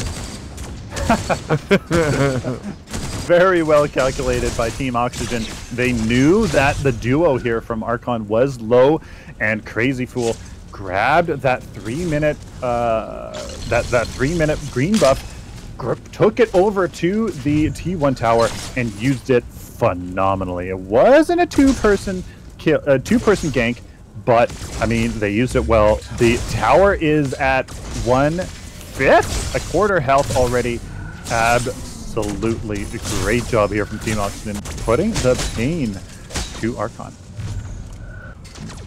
I like it early. Often it can't let Archon get that lead. We watched it happen. 3 or 4 mats. I think this is our 4th Archon match that we're casting, maybe 5th, and 3rd or 4th Oxy match. And they keep going at proficiency. Could be in a little bit of trouble. Nope, he was able to get out. Meds decided not to hit him with the rock. Reflect, hit him with the subjugate, but not quite on time. The timing a little off there. Unfortunately, yes. Med's boulder throw there was overlapped with the subjugate from Reflect. So unfortunate gank there. Doesn't happen on proficiency. As look at the very interesting starting cards here for Involve. He started off with a Rejuvenator and then went into the Possessed Strike-In. Didn't see that, choosing to be exceptionally aggressive with that sustain card, and it did keep him healthy. Arsenic wasn't able to confirm any kills there on Involve, as looks like Arsenic has been doing a phenomenal job matching the aggression from Involve that we've seen all tournament, as he's level 5. Arsenic, Involve is not, so he's going to take that ultimate and head on over to left lane, see if a fly trap can make something happen. Gonna go over the top here, get a good view, aerial view, so we can see. And the ward did ping them. They backed off, smartly so, not trying to get any extra XP, not trying to feed it off. And Faye, Arsenic doing a great job of keeping the most aggressive mid laner pushed back right now. Has him on his side of the river, which is not something we're used to seeing with Involve. No, he has been just a monster in winning his lane. I mean, really, that is. He's very accurate with the basics. He's very great with mana management, able to use the combo abilities on all those mid lane heroes very well. He's kind of win. He is pushing Arsenic back into the tower now. Not going to be any too much tower damage here, but does give him time here to rotate. Looks like the duo is coming in. Is this a Fang Tooth contestation? Possibly. They did. Phasma and Strafe were able to get that first tower down, open up the map, so now they can rotate mid and start to put pressure on Arsenic. So they were able to come in. Let's see what they're able to do with it, if anything. And they're just rotating, going the long way. Going the long way, coming all the way around, hits the double stun on Jay, focusing on Imeskull. Look at him go at him. Not even letting Jay Leo do whatever he wants. Strafe finishes him off. He had the long arm of the law to get him if he absolutely needed to. Crazy Fool chasing down Jay Leo. Meds is right there trying to stop him. Jay Leo stalling just a little bit. Slows him down once again. We heard the Pelika. Neural Disruptor go off. Confirmed, yeah, confirmed. Jay Leo. Wow. That might have fantastic play from Team Oxygen. Nice job. Might have been a little bit of revenge there on Jay Leo. Let him know if Team Oxygen may be getting this first Fang Tooth. We shall see. Oh, they go a little higher. Didn't see Meds coming in. Oh, nice job. Crazy Fool eating it up. And they're going to have to back out here. They have to be careful as Meds is not healing on my screen, ironic, in Imsco. So that Fang Tooth is just going to sit there and help me. Is no one going to get it? Meds wants to. The level 1 ult here from Rampage doesn't do too much. Almost died. The seismic assault from Involve, stopping him in his tracks. And it looks like Archon gets Team Oxygen getting that fantastic gank off, not able to confirm Raptors. And look, Archon took it. Took it uncontested. Uncontested. Like, not even like, let me look at it. Uncontested. Could be a little bit of a misplay there. It was a great job. Nice Neural Disruptor to finish off. Got 2-0 and then could not get the thing. So we got the extra 5,000 gold in favor of Archon, which, unless it's a replay bug, they're behind. Yeah, Involve had no mana. He used that after the 3-person gank. Strafe and Phasma there were low. And Phasma not level 5 yet, unless that is a replay bug indeed. Strafe not level 5. Not that the Long Arm Law has much to do with the Fang Tooth pick, unless he wants to steal it. Yeah, maybe that would have been a smart decision. They are, well, not really ahead, 36-6 and 36-7. So, I mean, the only thing that they're ahead in is actually nothing. Archon, more farm, barely more gold. There's the kill. Great for Archon. Yeah. Oh, I'm sorry. Oxy has more kills. Never mind. My apologies. My apologies. And you're seeing Strafe and Phasma starting to put a little bit of pressure on that lane over there. Pushing Jay Leo and Imeskull under. Not, again, something we're not used to seeing. Jay Leo and Imeskull with their backs against the wall, backpedaling a little bit here. The constant pressure here from Crazy Fool and Involve has kind of been putting them back. That 3-person come around right through their weak jungle was a very, very aggressive play, and it paid off. They're really trying to just farm and win their lane, but I mean, Involve has been doing a phenomenal job. Crazy Fool is always exactly where it needs to be. Imagine all kinds of trouble. Seismic Assault, Proficiency, Sword of the Heaven. Took him off the map very quickly. Even with his ultimate, he, like you said, the level 1 doesn't have his nut. Oxy playing fantastic right now. The only misplay was not getting that fake tooth, but it might not have been a misplay. It might have been a smart play. Not overextending. Can they get this mid tower down? Reflect, Arsenic, Imsco, and J. Leo Grande pushing them back. Meanwhile, excuse me.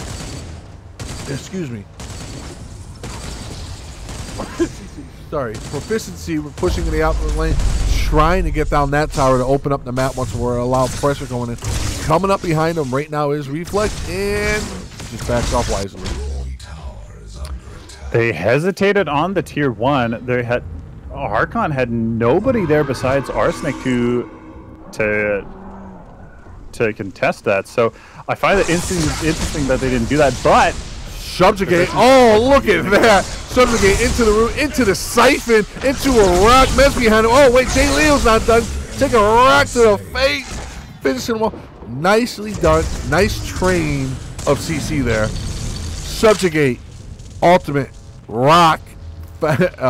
Sylphin. And then you saw J. Leo's stasis bomb come in and hit him in the face. Hit him in the face also. Ooh. No, they're not going after Prime, are they? No. I mean, it right now is the perfect time to secure one of the advantages. They have team numbers. They have the numbers in their favor. As Archon, I mean, they have to try to defend the easier of the two, and that is Fangtooth that they are chipping away at. But Team Oxy, I mean, or Prime, maybe could be a playmaker here as they are retreating. Interesting. So Team Oxy made a calculated move of not taking that mid lane tower, going back to base to refuel and get back on the battlefield for a map objective. Unfortunately, nothing really came of it. Did you see J. Leo throw stasis bomb from the middle of the jungle and hit Involve in the head with it? He just threw it randomly from the jungle and hit Involve right in the face. Sorry, I thought that was funny. Oh. I mean, if he's been nailing these rocks, really would make no. It would make sense. He could definitely land those stasis bombs. Arsenic, he's getting rotated on. Is the Seismic Assault going to keep him in place? No, he moves behind the wall here.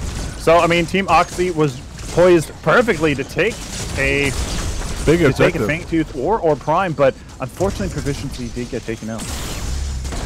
And we see Archon take down the tower. I'm sorry, stand corrected.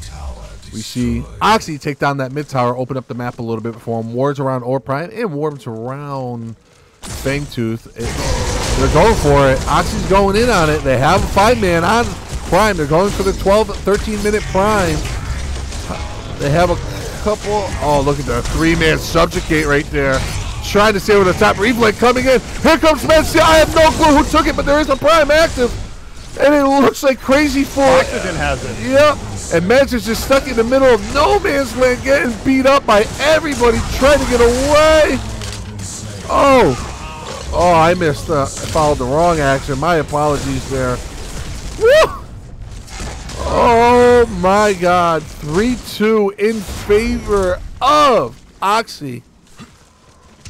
Wow. They took Or Prime right from Archon's nose. Imsco was all the way across the map, and you know, he was trying to his farm, trying to save that T2 tower. That was very, very, you know, important, but unfortunately couldn't get to Or Prime in time to really make an impact. He did confirm the kill there on strafe, but this may be a T2. Although Oxy is at a numbers disadvantage, they're 3v5 here, so they are going to back off and hopefully push up another lane. And they do have what, Huddy, in a minute 30. So yep. Fangtooth is up. What do you think they're going to go for? They have it's 2-0 in favor of Archon for Fangtooth. I think going for Fangtooth, trying to burst it down as fast as you can, is the smart play. But then again, Archon knows that. Let's see if they huddle around it. You know what I mean? Not allowing it and just make them burn out the Prime. They won it 3-2, and that's exactly. Crazy Fool wants to go in on it. He's sitting there, but is he sitting on top of a ward, or is that a glitch? He might be sitting on top of a ward. And they're just not. They're down to 50 seconds of prime, and everyone's just kind of stalling right now. Involve going back to get his tower. Maybe they decided to reset. Said, "Hey, look, we won that team fight. Caught up a little bit on the gold. Let's not push it." And just as I say that, they go in and start trying to get to the outside for a reflect. Doing a great job of the initiation. Once again, going to smash the grab and raging ball. It's the uppercut. Sword of the heavens coming in, putting in all kinds of damage. And Strafe looks like he was deleted off the map so much that he got froze. And here they go. 14 seconds left of Orb Prime. Oxy trying to put the pressure on. Wants to get another nice job once again by Proficiency with another great tether in there. 3, 2, 1. Prime is expiring right now, but it's going to allow them to get that objective. And they have a huge wave to go in and possibly get an inhib here. Absolutely calculated call here from Oxy, taking out Meds, taking out Reflect, trying to engage for his team, and just confirming a inhibitor off of this advantage. Oh, Phasma got caught out, slowed by Arsenic, stunned, and then Imsco just with all that damage, bump, bump, bump, bump, took care of him. Why they're resetting right here? Why don't we try to fix some of these replay bugs? Certainly. Back 10, forward 10. Where are you? 16, 18. I should just know now. I should honestly just know now. USA. USA. USA. All right. 3, 2, 1, live. All right. So, Archon, while they have that middle inhibitor down, they did push it back. Oxy does have 2 members down from the fantastic response here from Archon, but they are going to try to not let Arsenic get picked off here from involved in Proficiency. But they are able to retreat here. Imsco may be able to catch up to Involve with a fantastic stasis opponent, but no, as Meds is soloing Fangtooth here. 3-0. What's the Fangtooth count at? 3-0 Archon. 3-0 for Archon. So look at that, Archon having that 18 power in their advantage. 16 power, sorry. 8, 4, and 4 is 16. Math guy. Wow, who would have thought? So they have all of that in their favor. Team Oxy is just out-calculating Archon at this moment, and it all started, in my opinion, from that 3-person gank through the weak jungle of Archon to get Imsco and Jaleo off the map, and they've just kind of ran with it. Archon not able to just kind of fight off the very calculated moves of Oxygen.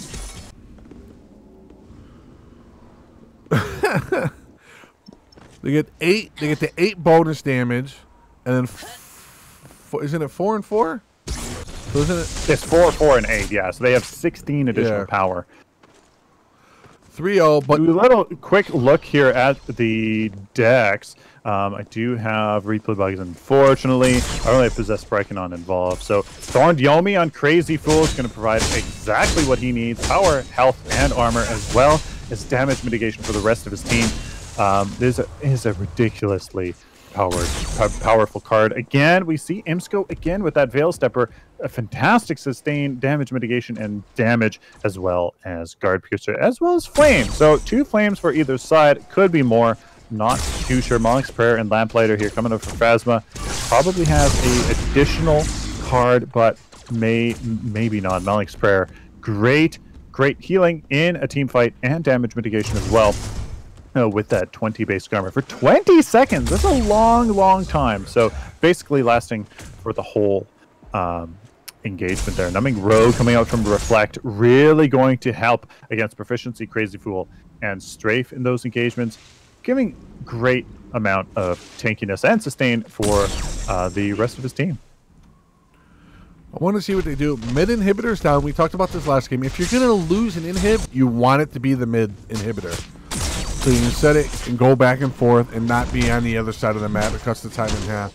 Interesting that Archon has 3-0 in the Fangtooth, but they're losing the team deathmatch portion and the mobile portion where they're down inhibitor, and you can see they have about a 7,000 gold deficiency. So I'm sure Arsenic has more than just precise striking on at this point, considering he's at 12. Yeah. He probably has amplified engineer. We can try to fix those again. Yeah, let's do that real quick. There it is. There we go. There's a lot more cards. Where are you? 1951. All right. 3, 2, 1, go. Do we have a Judgment of Heavens here to keep Archon in place? No. Is positioning around or prime lanes are set against Team Oxygen, but they could definitely, lose that solo lane T1 for sure. So they don't have to worry too much about that, as the mid lane is set in their favor. So or prime is a very smart decision here, as they can use this, rotate across the map to that lane that is pushing their advantage, and maybe confirm another inhibitor. It's just they know that the Fae initiation here from Arsenic is quite terrifying. The cage, the containment fence from J Leo could really set the stage for a bad engagement around Or Prime. So they're going to try to get a pick here from Reflect, but no, he gets out of there, as they're going to save the tower as well. Got to be careful of Rampage at this point. He is at full build. The health regen will be about 400 when he ultimates. I do see Lord Malik. Okay, Bellica has it. To try to negate that, so he'll still be sitting at about 250 health regen, 220, I believe, at this point when he goes in. So you definitely don't want to fight him in the jungle. Very difficult to kill with all that HP. Amplification Engineer coming out for Arsenic. That's going to deal tremendous damage against Crazy Fool and Proficiency. Phasma has to watch as well, but he isn't necessarily building too much. No, he has Radiant Healer and Balling Sprayer, so he will have some health to lose for sure. Left lane went down. Faye's having to go deal with that, and we see Strafe, Crazy Fool, trying to make a play. Long arm and a wall coming in, but I don't think he hit anyone involved. In trouble. Mets just punching him and everything. Smashing grab by Crazy Fool. That's a 3-man smashing grab. Mets is not ulted yet. He is stunned once again. I'm sorry. Did Mets just die instantly? I think he did. There, you just saw that Amplified Engineer coming to full effect here. Team Oxy making a big D play, grabbing Prime, has the lane pressure in their favor right now. Let's see what they can do with this and reopen it. Ladies and gentlemen, these are the best teams in North America right now. Playing like the best teams in North America. Let me just say that right. And it's showing. Archon making the unfortunate decision to go contest Or Prime when they were 4v5. So that went about as well as you would expect, especially when they are nearly what is that, 20,000 gold behind, 13-6 here for Team Oxygen. It's really interesting that I'm seeing the kind of personality of these teams come out. Oxygen has just out-calculated the Archon fully. They knew that they could take Or Prime. They had numbers because mid lane had to be dealt with. They took it. They won that fight. And you know what? Crazy Fool has just had fantastic plays this entire tournament. Smashing grabs. That was a 3-person smashing grab, correct? Correct. And a double uppercut. Got 2 of them with it as well. Even a long arm. There he goes again with the smash grab. Nice initiate again by Crazy Fool. Playing very well. He wants to be on this roster. Now he's trying to get away. You're seeing all the damage coming from Faye. The Amplified Engineer and Crazy Fool is taking off the map. Might have stayed a little too long. His welcome has expired. Dropping over to Involve. Involve is staying there, keeping the pressure up. They have plenty of time. They want the second inhib, and they're backing off. Are they going Fang Tooth? They have 45 seconds left of Or Prime. a Fangtooth would not be a bad idea right now because it's a guaranteed objective, and that's what this is. Yep, with a man down, trying to siege a inhibitor with already an inhibitor down, they got to get what they can, and they're going to retreat to get Fangtooth there. What a engagement for Archon. Jay Leo tried to use his containment sense, and he was actually stunned mid-cast. He did end up getting it down, but what actually it did was it stopped the backline from Oxy to help Crazy Fool in retreating. And Crazy Fool was taken down, and that was the pick that Archon was looking for. Really happy to see Archon get one engagement in their favor this entire match, because correct me if I'm wrong, Huddy, it so far has just been small skirmishes and 1v1s that Archon's been doing well, and generally speaking these team engagements have been going to Oxygen. Absolutely, and the only thing that's keeping Archon in the game right now is the 3-1 advantage of Fangtooth. They have the 3-1 advantage of Fangtooth, and it's allowing them to stay in. I mean, they are literally 20% behind in gold, and one inhibitor down, and 13-7 and KDA. So Oxy winning the big game right now, winning the overall fight, even though maybe Fangtooth is not overpowered. Maybe we're wrong. The issue, well, then that opens up the whole discussion that, you know, it takes some of the best players in the world to finally, you know, balance the mechanics of Paragon. But that's a whole other discussion to be had. And yeah, maybe at this level, a mechanic such as Fangtooth isn't too snowbally. But even then, I mean, the whole entire mid lane of Archon is gone, whereas Oxygen is up. So, I mean, hey, it's probably about to change right at this moment. Nobody is there to defend this mid lane push. So they're trying to reclaim some map security for themselves. Proficiency is just waiting. Phasma could be in a little bit of trouble. They're jumping over to see what's going on, and they back off. Meds is right, smartly so, jumps right in front. He wants to absorb as much damage as he can in the jungle. The passive health regen has him probably at 70 or 80 at this point. And Archon just backing off, resetting, playing calm, playing composed, playing like an experienced team.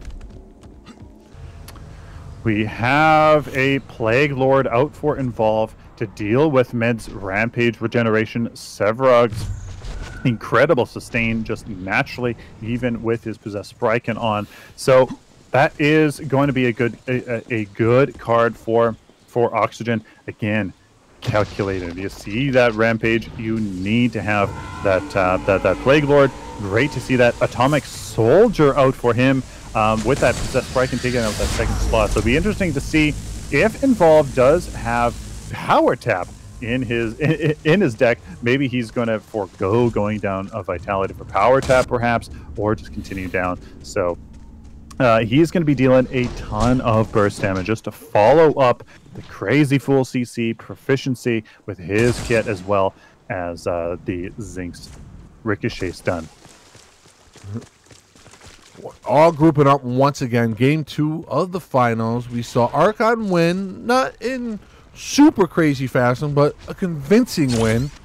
And now we're seeing Oxy really battling back. It looks like they're learning from what happened in Game 1 and playing much more sophisticated. Absolutely. They've learned, they've calculated, and now they're just implementing. Yeah.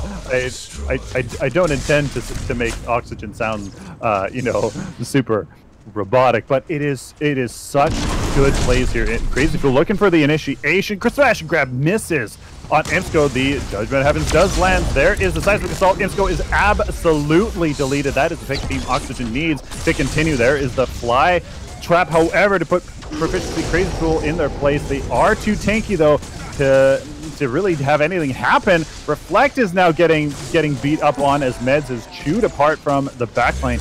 not able to retreat to the rest of his teammate, and that is as calculated as you could get from a fantastic initiation, followed up with the rest of a 2-person pick here. 3-person as J. Leo responds already. Immediately into Orb Prime. Take a look at that. They know what they can get, and they get it. They have an advantage, especially with mid lane pushed in their favor. Gotta grab some kind of advantage. They're taking down Orb Prime. Took them a little longer than they anticipated. It was a great team fight. They got exactly what they wanted when they wanted, and just kept the CC train going. The originally missed, Crazy Fool missed the smash and grab, but then the ultimate from Faye pulled him in. You saw Long Arm and a Law come in, then you saw the stun, and it was just like bang, bang, bang. And they all kept targeting one target and got 2 of them in Orb Prime in 2 minutes plus of extra damage to do whatever they want with. They have a huge advantage. Mid's pushing, lanes are even right now. So let's see if they go after to try to get number. I think it's still 3-1 Fangtooth, right? I believe there has been no Fangtooth yet. They have been really trying to contest, control, get a pick or something to get a objective so far. They got that. They got Orb Prime, and now they're moving on to Fangtooth with Archon not really able to do too much. Do we have? I have some replay bugs we could get rid of here. Yeah, let's do that right now. Yeah, it is 3-2 in favor of, unless that's from the last one, 30-32. 30-32. 30-32. Hey, I'm on with you. Look at that. 3, 2, 1, go. So, anything special here coming out from the on the Dex department? Oh, look at Imsko. One of the tribe on Revenant is monstrous. That is going to be absolutely fantastic to see that damage output. Piercing basic, OMG. That's going to be a lot of damage coming out from him. And Amplification Engineer and Plague on Arsenic as well. They have about a minute and a half of Prime. The Prime timer is off, so we reset in the middle of the Prime timer. We thought it was important for you. And right now, they're taking their time. Someone on Archon is going to have to deal with that mid lane, or Winions will go in, and it looks like they just push it back. Maybe no. Here they go. Here comes the seeds. They're coming in. The minions are going in right now. We do see the face slow, trying to sell the reflect, just waiting, trying to get that pick size with assault on top of him, and missing the smash and grab. Most crazy. He took a right to the face from Meds. And Involved just poking a little bit at a time with the front line. I like what proficiency, and then there goes the enemy core pulling their tank reflect back to deal with it right now. And Oxy continuing the pressure. They're waiting for this next wave to come through. Look at that massive wave on the other side of the map. They're gonna have to do something, although that will be a second inhibitor. Here comes the Seeds going in once again. Mess with this massive grab on Crazy Fool's in one. The reflect goes behind, knocks Phasma into it, trying to kill Strafe. Strafe is somehow still alive, uses his knockback to get away. Phasma is trying to slow him, absorbing as much damage as he can. Crazy Fool initiates it with a smash grab, pulls him in. He's focusing. Oh, look at Strafe! Boom, boom, boom. 1 down, 2 down. It's the long arm and the long line pushes him to go away. Crazy Fool trying to sample. No, and he's not able to do it. They're gonna get wiped. They're gonna get wiped. Unbelievable plays here. Imsko with the ganking. Revenant goes into the backline, picks off the remnants of Oxy. Absolutely fantastic job there from Archon. Wow. Well played. Well played. Totally negated Prime. It cost them almost nothing. It cost them almost nothing. The absolutely phenomenal control from Archon to hold back that initiation from Crazy Fool. Like you guys saw, proficiency, his judgment actually it did nothing in that engagement. J. Leo was initially caught in it. Nothing happened. No follow-up. Crazy Fool tried to get up there and smash and grab. It missed, and that was shut down. And then the pieces started falling, and Archon did their thing. I really felt Archon in that last engagement. They did what they did last game and the previous matches. Really, that's all that it is.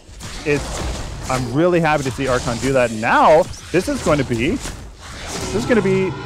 this going to be settling up, isn't it? What's the Fangtooth count? Fangtooth is 4-2 in favor of Archon. And I believe that's 8. Number 4, I believe, is 8, right? Going forward, 8 damage, 8 power. 8 power, yeah. Yeah. Going and giving them a little more meds, throwing a big rock. We're 35 minutes in. This is another great game. Starting to seize his tower. No, they back. No, just meds is in there.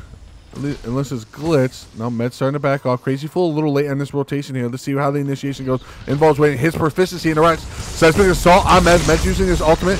The gate goes around. Reflex stuck in the middle of no man's land. Proficiency did have Ice Skull in his sights and was not able to do anything with it. From a great fly trap by Arsenic. Arsenic was able to finish him off. Meds throwing right. Miss is a very rare miss on Med. Reflex has about 1,000 health. Has to be slightly careful. Right now, 1 down. Proficiency down. One of the frontliners for Oxy. He thought he was going to be able to take the carry off the map, but a perfectly timed fly trap pulled him with the stun, and Imsco did the rest.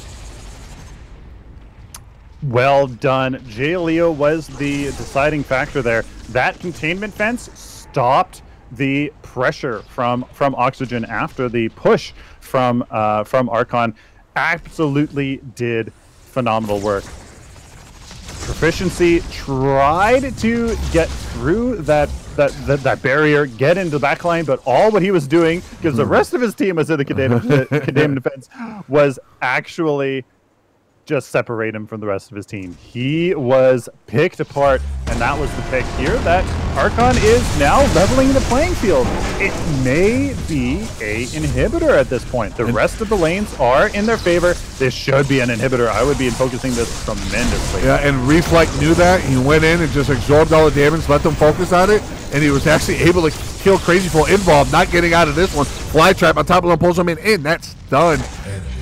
Got it in him and killed 2 people. 2-0 in favor of Archon. Archon bouncing back and has a chance to take a second inhibitor. 37 minutes into the game. We have a legacy game right now, ladies and gentlemen.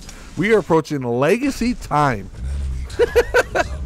Absolutely phenomenal. This is wonderful. Oxygen wasn't able to calculate that. I felt hesitation in there. They weren't able to kind of match Archon's ruthlessness.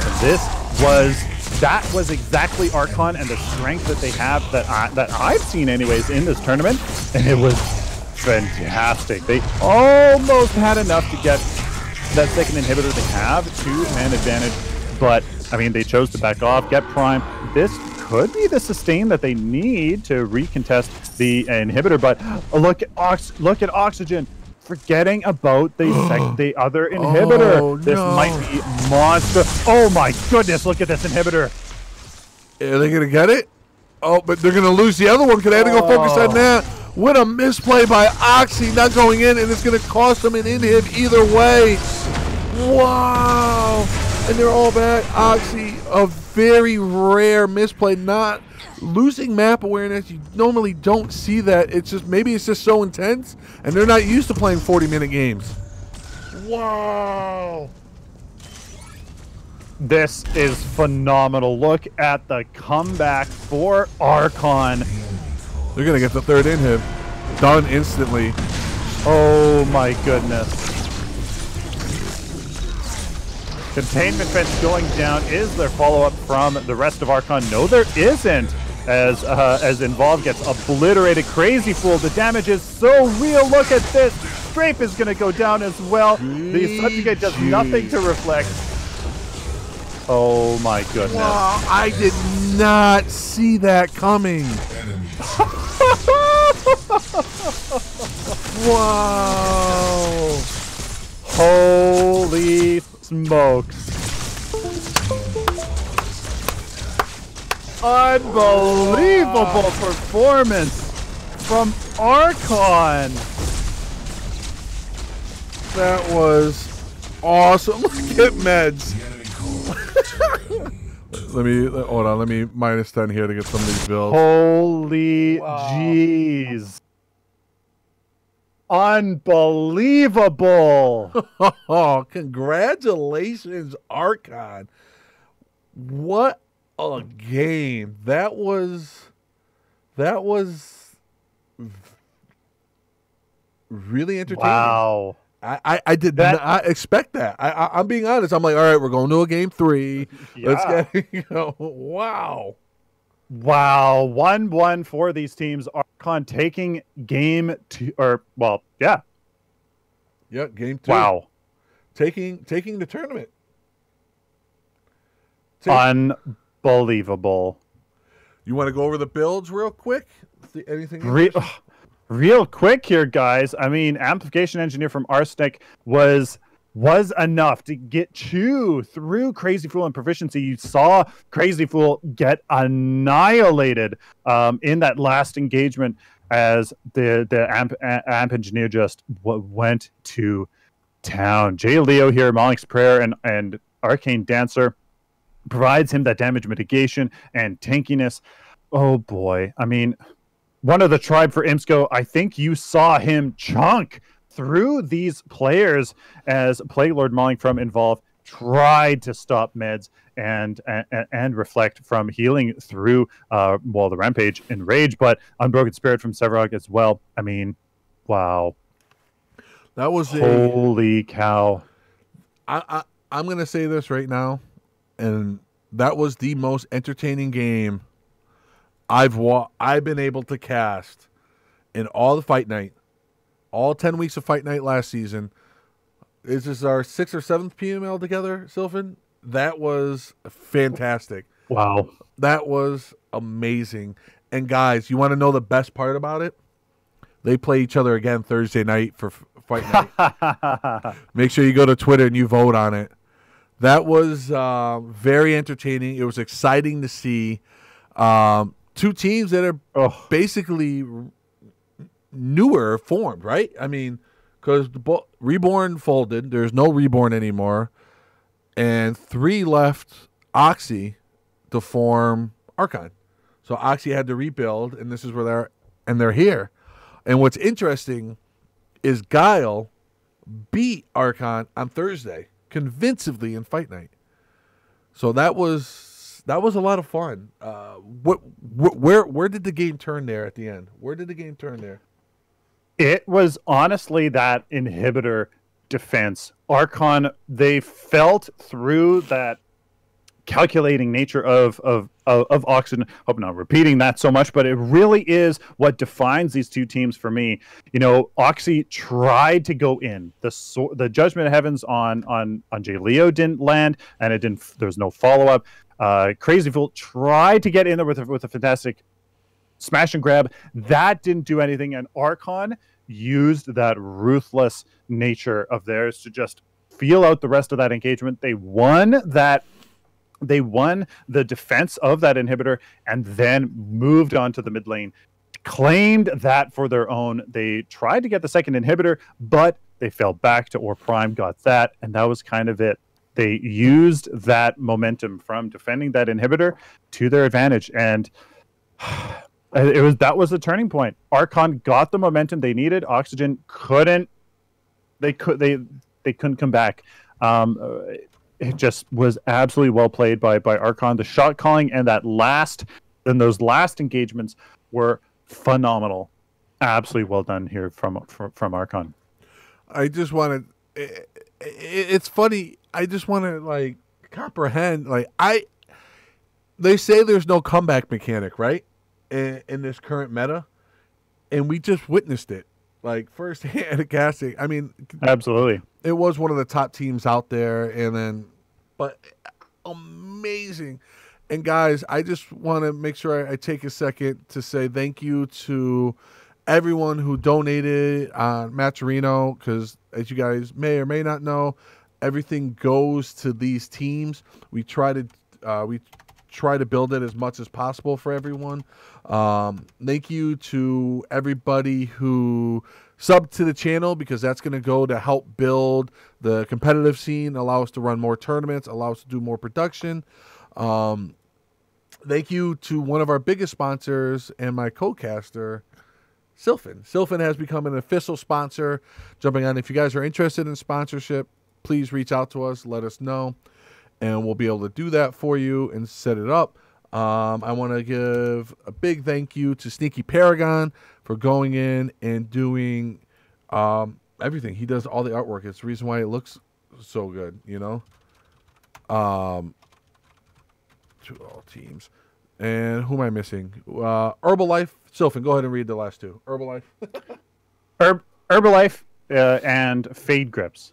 I do believe those are the last two sponsors. Sneaky Paragon, guys, has done all of the emotes, stream overlays, and logos, and basically any artwork you can think of in the Paragon community, including my future emotes that hopefully I could get soon. They do it. So really amazing work they do. So that is the sponsors. Thank you to everyone. Oh, I got one more quick thing. Hold on. Hey, everyone, be on the lookout in the next 2 God damn it, Ray. Hey, everyone, be on the lookout for the next 2 weeks of Power Gaming merch.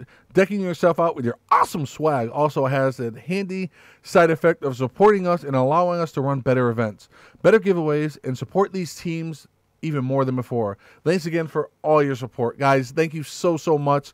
Sylphin, tell them when they can catch your stream normally. I stream, guys, basically 10:30 or 11 Central Standard Time, all the way to about 3:30 Central Standard Time. Kind of daily videos. That's pretty much about it. And I'm on Monday through Friday, usually about 9 to about midnight with Thursday night PFN. We will see you guys soon. Thank you, everyone. Good night. God bless everyone. Have a very safe holiday. PML 12 will be in January 16th, I believe. We'll give the official. The 20th, I believe, that weekend. All right. Something like that. See you guys soon. Good night, everybody.